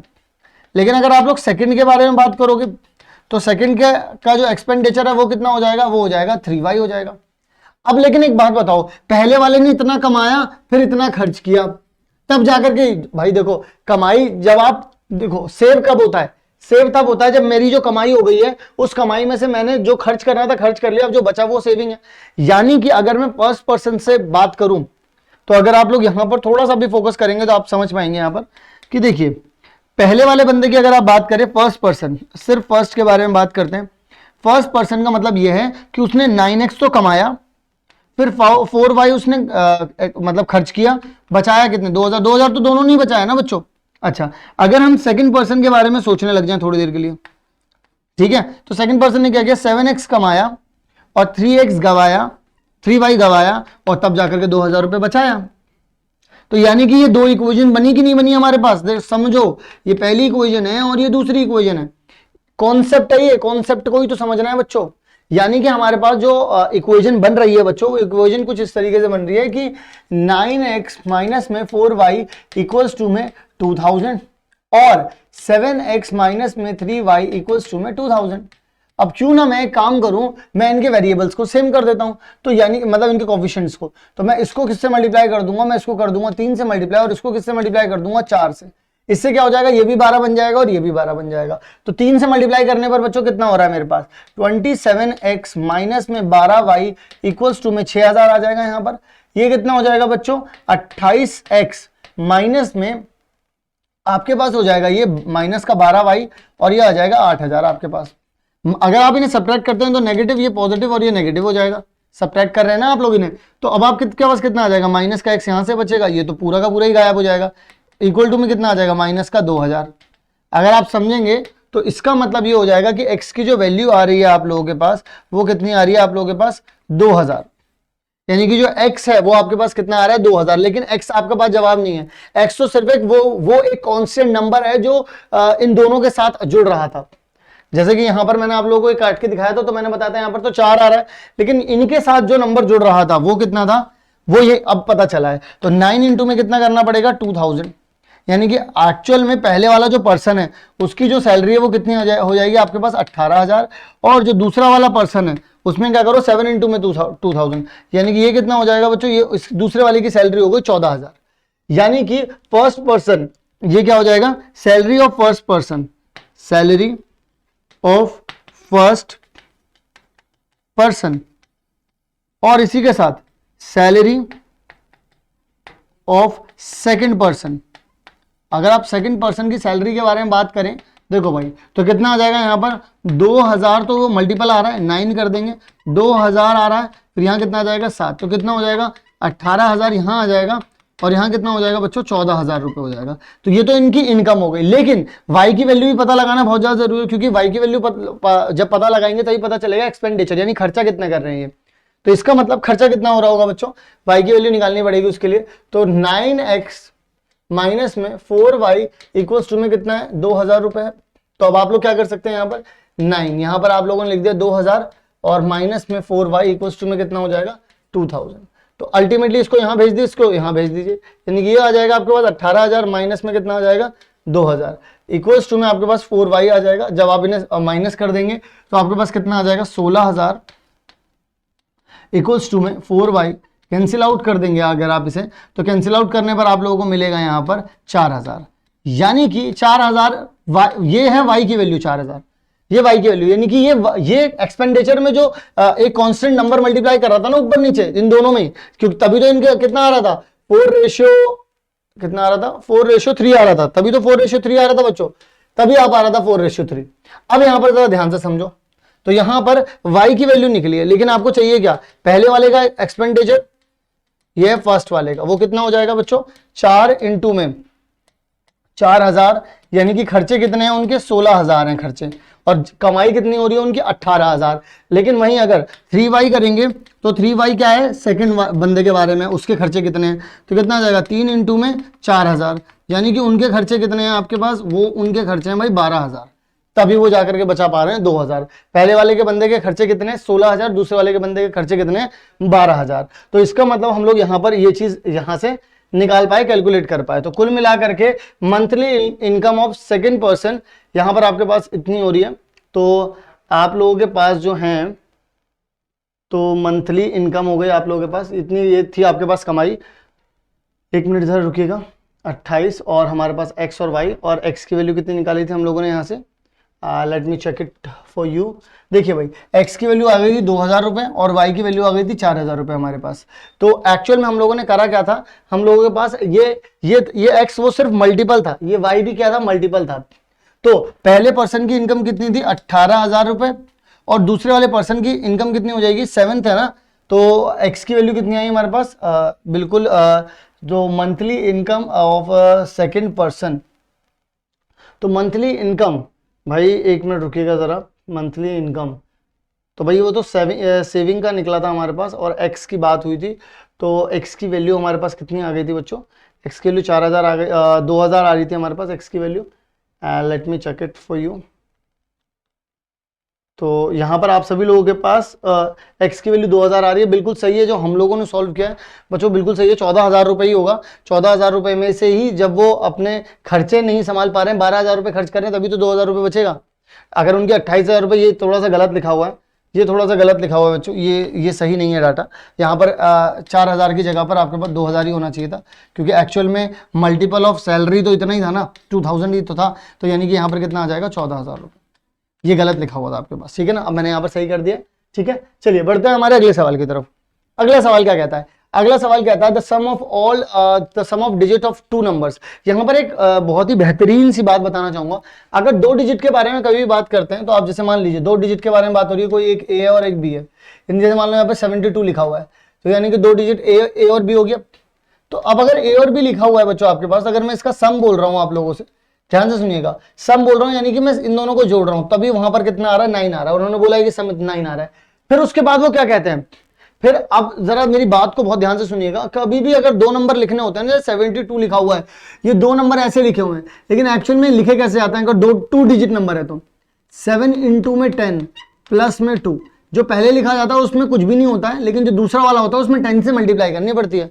और अगर 3 नंबर में लिखा होता तो तीसरे वाले से आप 1000 में मल्टीप्लाई करते, सॉरी 100 में मल्टीप्लाई करते आप उसमें। अगर तीसरा नंबर भी लिखा होता, जैसे फॉर एग्जांपल ये 118 लिखा होता, तो आप इसे कैसे लिखते, आप पहले एक की मल्टीप्लाई जो लिखा हुआ है उसकी 100 में करते, फिर प्लस करते, फिर जो दूसरा है उसकी 10 में करते, फिर जो बचा हुआ 8 करते, इस तरीके से लिखते आप इसको।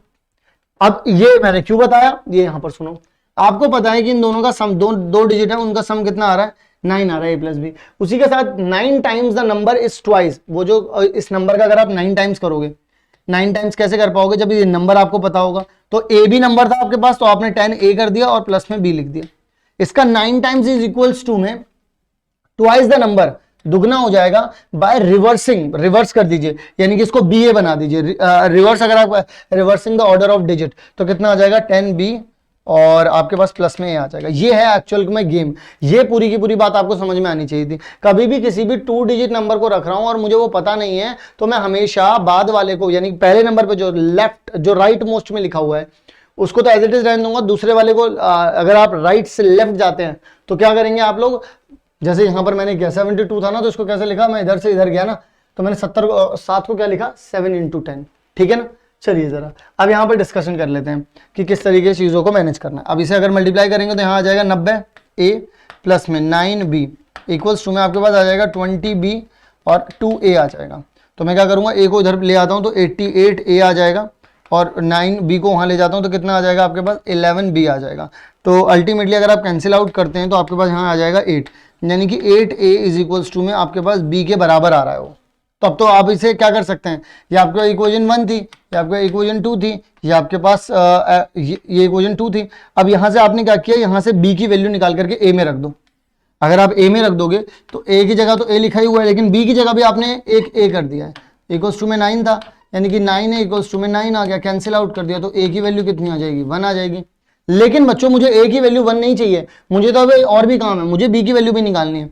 तो 1 प्लस में बी इक्वल्स टू में कितना था, 9 था, तो मेरे पास बी की वैल्यू कितनी आ जाएगी, 8 आ जाएगी। और अब आप खुद सोचिए, खुद से सोचिए कि इन दोनों का सम कितना आ रहा है। अब जरा देखो, बी पता चल गया, ए भी एक नंबर था हमारे पास, तो यानी कि ए तो 1 आ रहा है, बी कितना आ रहा है, 8 आ रहा है, तो यानी कि 1 8, ये हमारे पास एक्चुअल हमारा नंबर है बच्चों।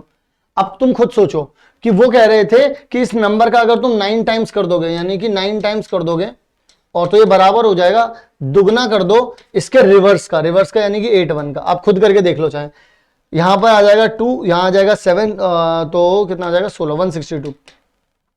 इसको करोगे तो भी कितना आ रहा है, 162। देख लो जरा यहां पर करके, उन्होंने यही तो बोला था कि भाई अगर इसको नॉर्मल नंबर्स को 9 से मल्टीप्लाई कर दो और उसके रिवर्स को 2 से मल्टीप्लाई कर दो तो आ जाएगा। इसको क्या कहते हैं, इसको कहते हैं वेरिफिकेशन करना, वेरिफिकेशन करना इसको कहा जाता है बच्चों, ठीक है ना। चलिए सोल्यूशन तो आप लोगों को यहाँ पर दे भी रखा है, इसके साथ ही आप लोगों के पास सोल्यूशन है, और आप लोग देख सकते हैं 18 ही हमारे पास हमारा डिजिट आ रहा है। ओके जी, सो लेट्स मूव अहेड। तो उन्होंने बोला है कि while teaching about the Indian national flag, teacher asked the student, एक स्टूडेंट से टीचर ने पूछा कि भाई मुझे ये बता दो कि how many lines in there in blue colour, कितनी लाइन्स होती हैं उसमें, जो बीच में सर्कल बना होता है उसमें कितनी लाइंस होती हैं। तो वो लाइंस कितनी होती हैं वो बतानी है, कलर्स, ठीक है। वन स्टूडेंट रिप्लाइज, वो बोल रहे हैं कि how many lines in the colour, ठीक है। Ask the student that how many, ठीक है ठीक है ठीक है ठीक है, कितनी लाइंस है। One student replies that it is 8 times the number of colours in the flag, मतलब कि फ्लैग के अंदर जितने कलर्स हैं उनका अगर आप 8 टाइम्स कर देते हैं तो आपको नंबर ऑफ लाइंस मिल जाएंगे। उसी के साथ दूसरा बच्चा और उठा, ये तो वहां से बहुत ही तेज थे, मतलब कि क्या हुआ, कलर्स इन फ्लैग, उन्होंने क्या बोल दिया, कलर्स इन फ्लैग को बोल दिया, मान लो एक्स बोल दिया, और फिर lines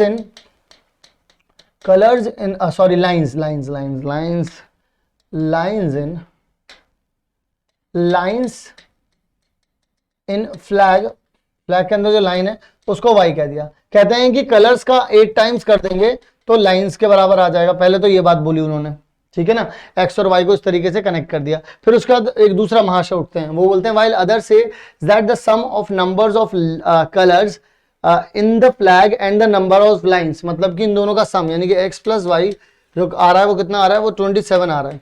convert the statement given by the student in 2 linear equation, वो हमने कर दिया यहाँ पर। अब वो आपसे पूछ रहे हैं कि वैल्यू बता दो। भाई साहब इतना आसान सवाल कौन पूछता है 4 या 6 नंबर में, बताओ जी कौन पूछता है। आपको पता चल गया y की जगह पे आप 8x रख सकते हैं, जल्दी से रख दीजिए भाई, देर ना हो जाए, कहीं देर ना हो जाए। तो जल्दी से आपने यहाँ पे रखा है, 27 आ रहा है, तो 9x इक्वल्स टू में कितना हो जाएगा, 27 हो जाएगा। कैंसिल किया तो 3 आ गया। x की वैल्यू कितनी आ रही है, 3 आ रही है। y की वैल्यू निकाल लो। तो भाई आपको जब पता चल गया 8 इंटू में 3 इक्वल्स टू में y, यानी कि y की जो वैल्यू आ रही है वो कितनी आ रही है बच्चों, 24 आ रही है। लीजिए इसका भी जवाब निकल गया, यानी कि नंबर ऑफ लाइंस कितनी है बच्चों, 24 हो गई, और नंबर ऑफ कलर्स कितने हैं फ्लैग में, वो हो गए 3। बात खत्म हो गई, इसमें तो अब कुछ बचा ही नहीं बच्चों।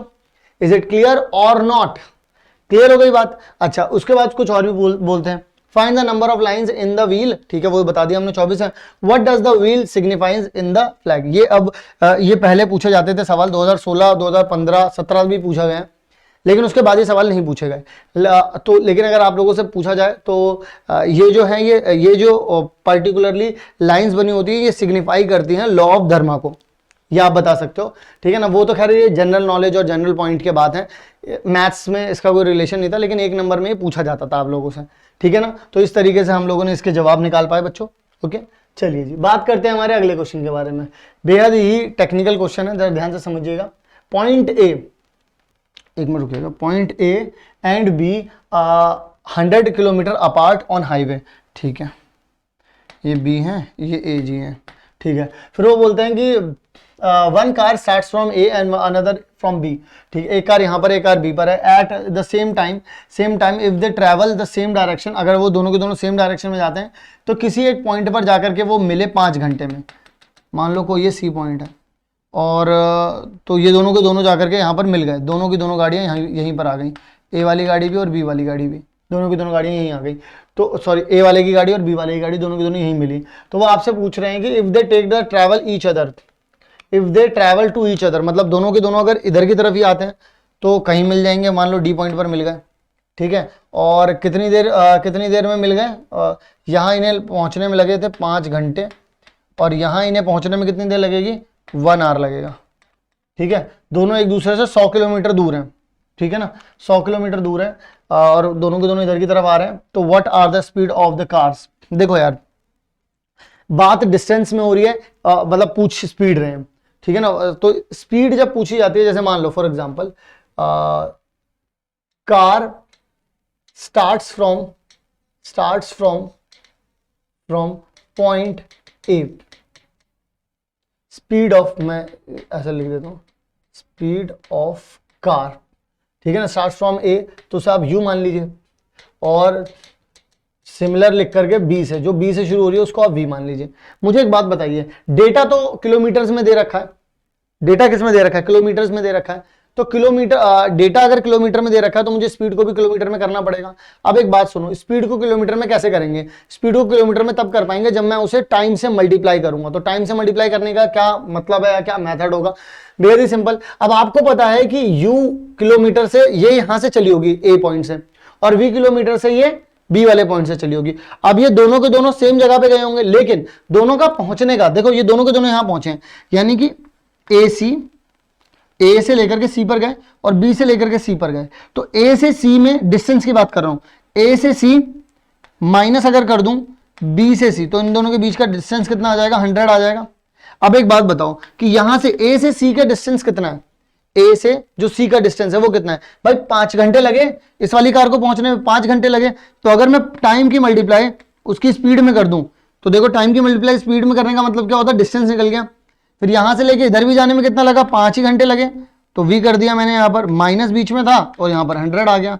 यानी कि एक्चुअल जो मेरे पास इक्वेशन बन गई वो बन गई 5u माइनस में 5v इज इक्वल्स टू में 100, यानी कि 5 कॉमन निकाल के अगर डिवाइड भी कर दिया तो u minus v equals to में कितना आ जाएगा बच्चों, 20 आ जाएगा।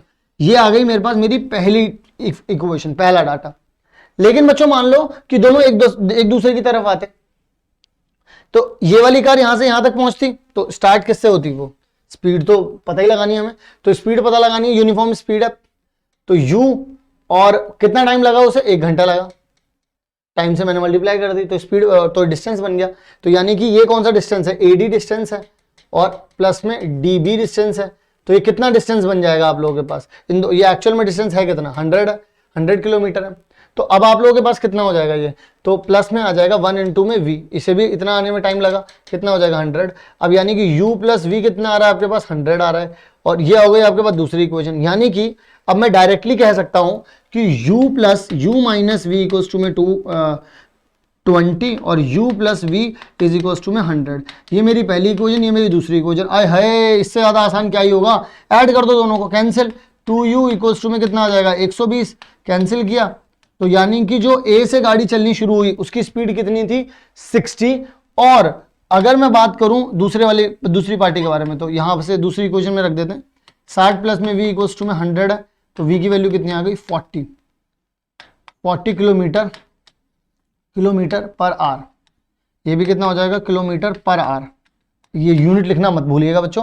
तो यानी कि u की, यानी कि जो एस पे गाड़ी थी उसकी जब चलना शुरू हुई तो उसकी स्पीड हो गई 60, और जो दूसरी वाली गाड़ी थी यानी कि जो बी वाले पॉइंट पर थी, जब वो चलना शुरू हुई तो उसकी स्पीड कितनी थी, 40। तभी वो, जब ऐसा होगा तभी वो, जब दोनों एक डायरेक्शन में जाएंगी तब जाकर के क्या करेंगे वो, तब जाकर के 5 घंटे बाद मिलेंगी। और अगर दोनों की दोनों एक ही तरफ आ जाती हैं, यानी ये इधर की तरफ ये इधर की तरफ चली जाती है, तो फिर कितना हो जाएगा, तो फिर 1 घंटा लगेगा।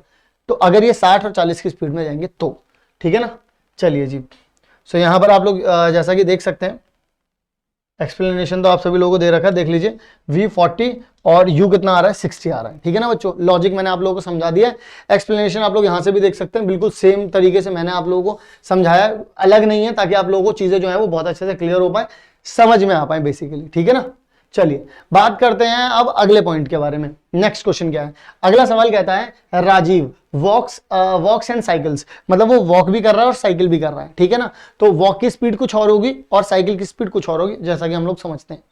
वो कह रहे हैं कि स्पीड्स व्हेन ही वॉक्स, जब वो 2 घंटे चलता है, जब वो 2 घंटे वॉक करते हैं, और देखो जब वो 2 घंटे वॉक करते हैं और वो साइकिल करते हैं 1 घंटे, तो कितना किलोमीटर चले वो 24।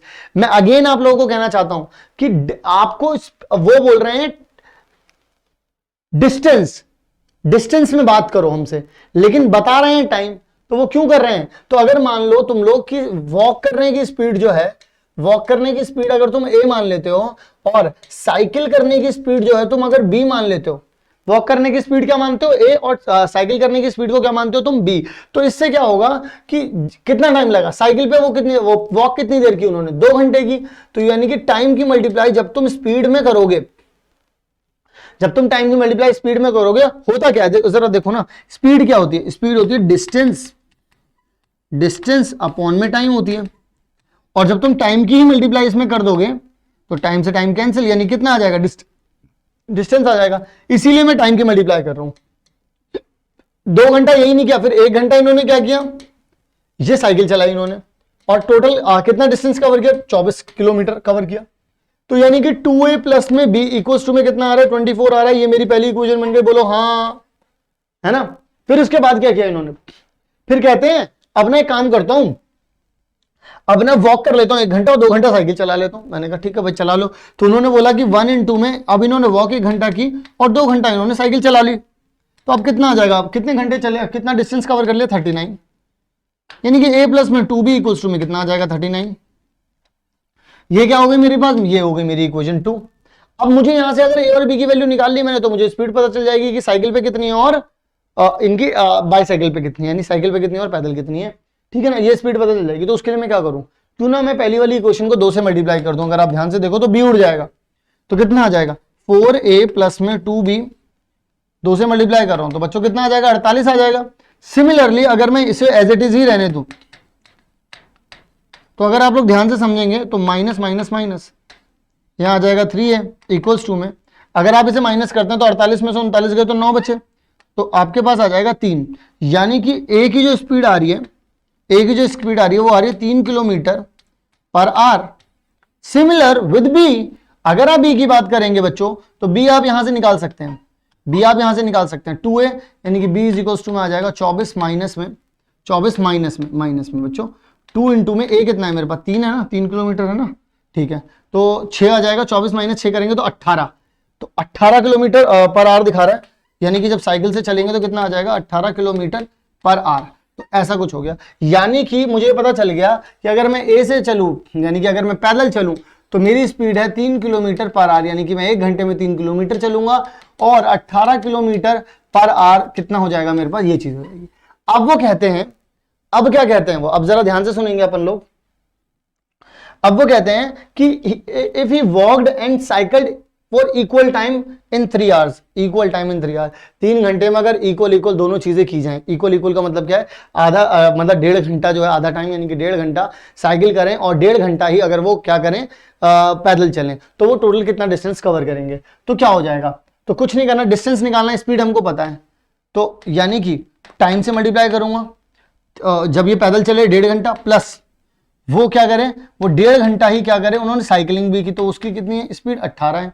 तो अगर इसे करूंगा तो 1.5 इंटू में 3 करूंगा तो कितना आ जाएगा मेरे पास, 4.5 आ जाएगा। प्लस में अगर मैं यहाँ पर 1.5 15 की मल्टीप्लाई, एक काम करता हूँ 15 की मल्टीप्लाई इसमें कर लेता हूँ, फिर एक पॉइंट लगा लेंगे, 8 40, ठीक है। तो यहाँ पर 9 आ जाएगा, 18 0 17 27, तो यानी कि 70 आ जाएगा, 27 आ जाएगा। तो ऐड कर दूंगा तो कितना आ जाएगा, 31.5 किलोमीटर आपके पास आ जाएगा। 31.5 किलोमीटर टोटल वो डिस्टेंस कवर कर पाएंगे अगर वो 1.5 घंटा साइकिल चलाएं और 1.5 घंटा अगर वो पैदल चलें। तो ये इस तरीके से हम लोगों ने निकाल लिया, जैसा भी उन्होंने दे रखा था। बस यहां पर एक फंडा था, एक फंडा क्या था कि कभी भी अगर आप लोगों को स्पीड को डिस्टेंस में चेंज करना है तो टाइम से मल्टीप्लाई कर दो, speed into time is equal to distance. इस बात को बस ध्यान में रखना था। वही कॉन्सेप्ट मैंने यहां पे लगाया, वही कॉन्सेप्ट पिछले सवाल में लगाया। एंड आई होप आप सभी लोगों को आंसर जो है वो बिल्कुल क्लियर हो गए। 31 पॉइंट देख लो, 31.5। तो आई होप आप सभी लोगों को हर एक मार्क के क्वेश्चन, पूरी कंप्लीट वीडियो, कंप्लीट कॉन्सेप्ट बहुत अच्छे से समझ में आ गया होगा। अब जिस प्लेलिस्ट की मैंने बात स्टार्टिंग में की थी आप लोगों को, जो सबसे जरूरी है आप लोगों के लिए, उस प्लेलिस्ट पर जाने के लिए या तो आई बटन पर मैं दोबारा बता रहा हूं आपको, क्लिक करिए या फिर डिस्क्रिप्शन में जाकर के चेकआउट करिए। मिलता हूं आप सभी लोगों से इसी तरीके की नेक्स्ट काम की वीडियो में। तब तक के लिए आप सभी लोग अपना ध्यान रखें। मिलते हैं नेक्स्ट वीडियो में।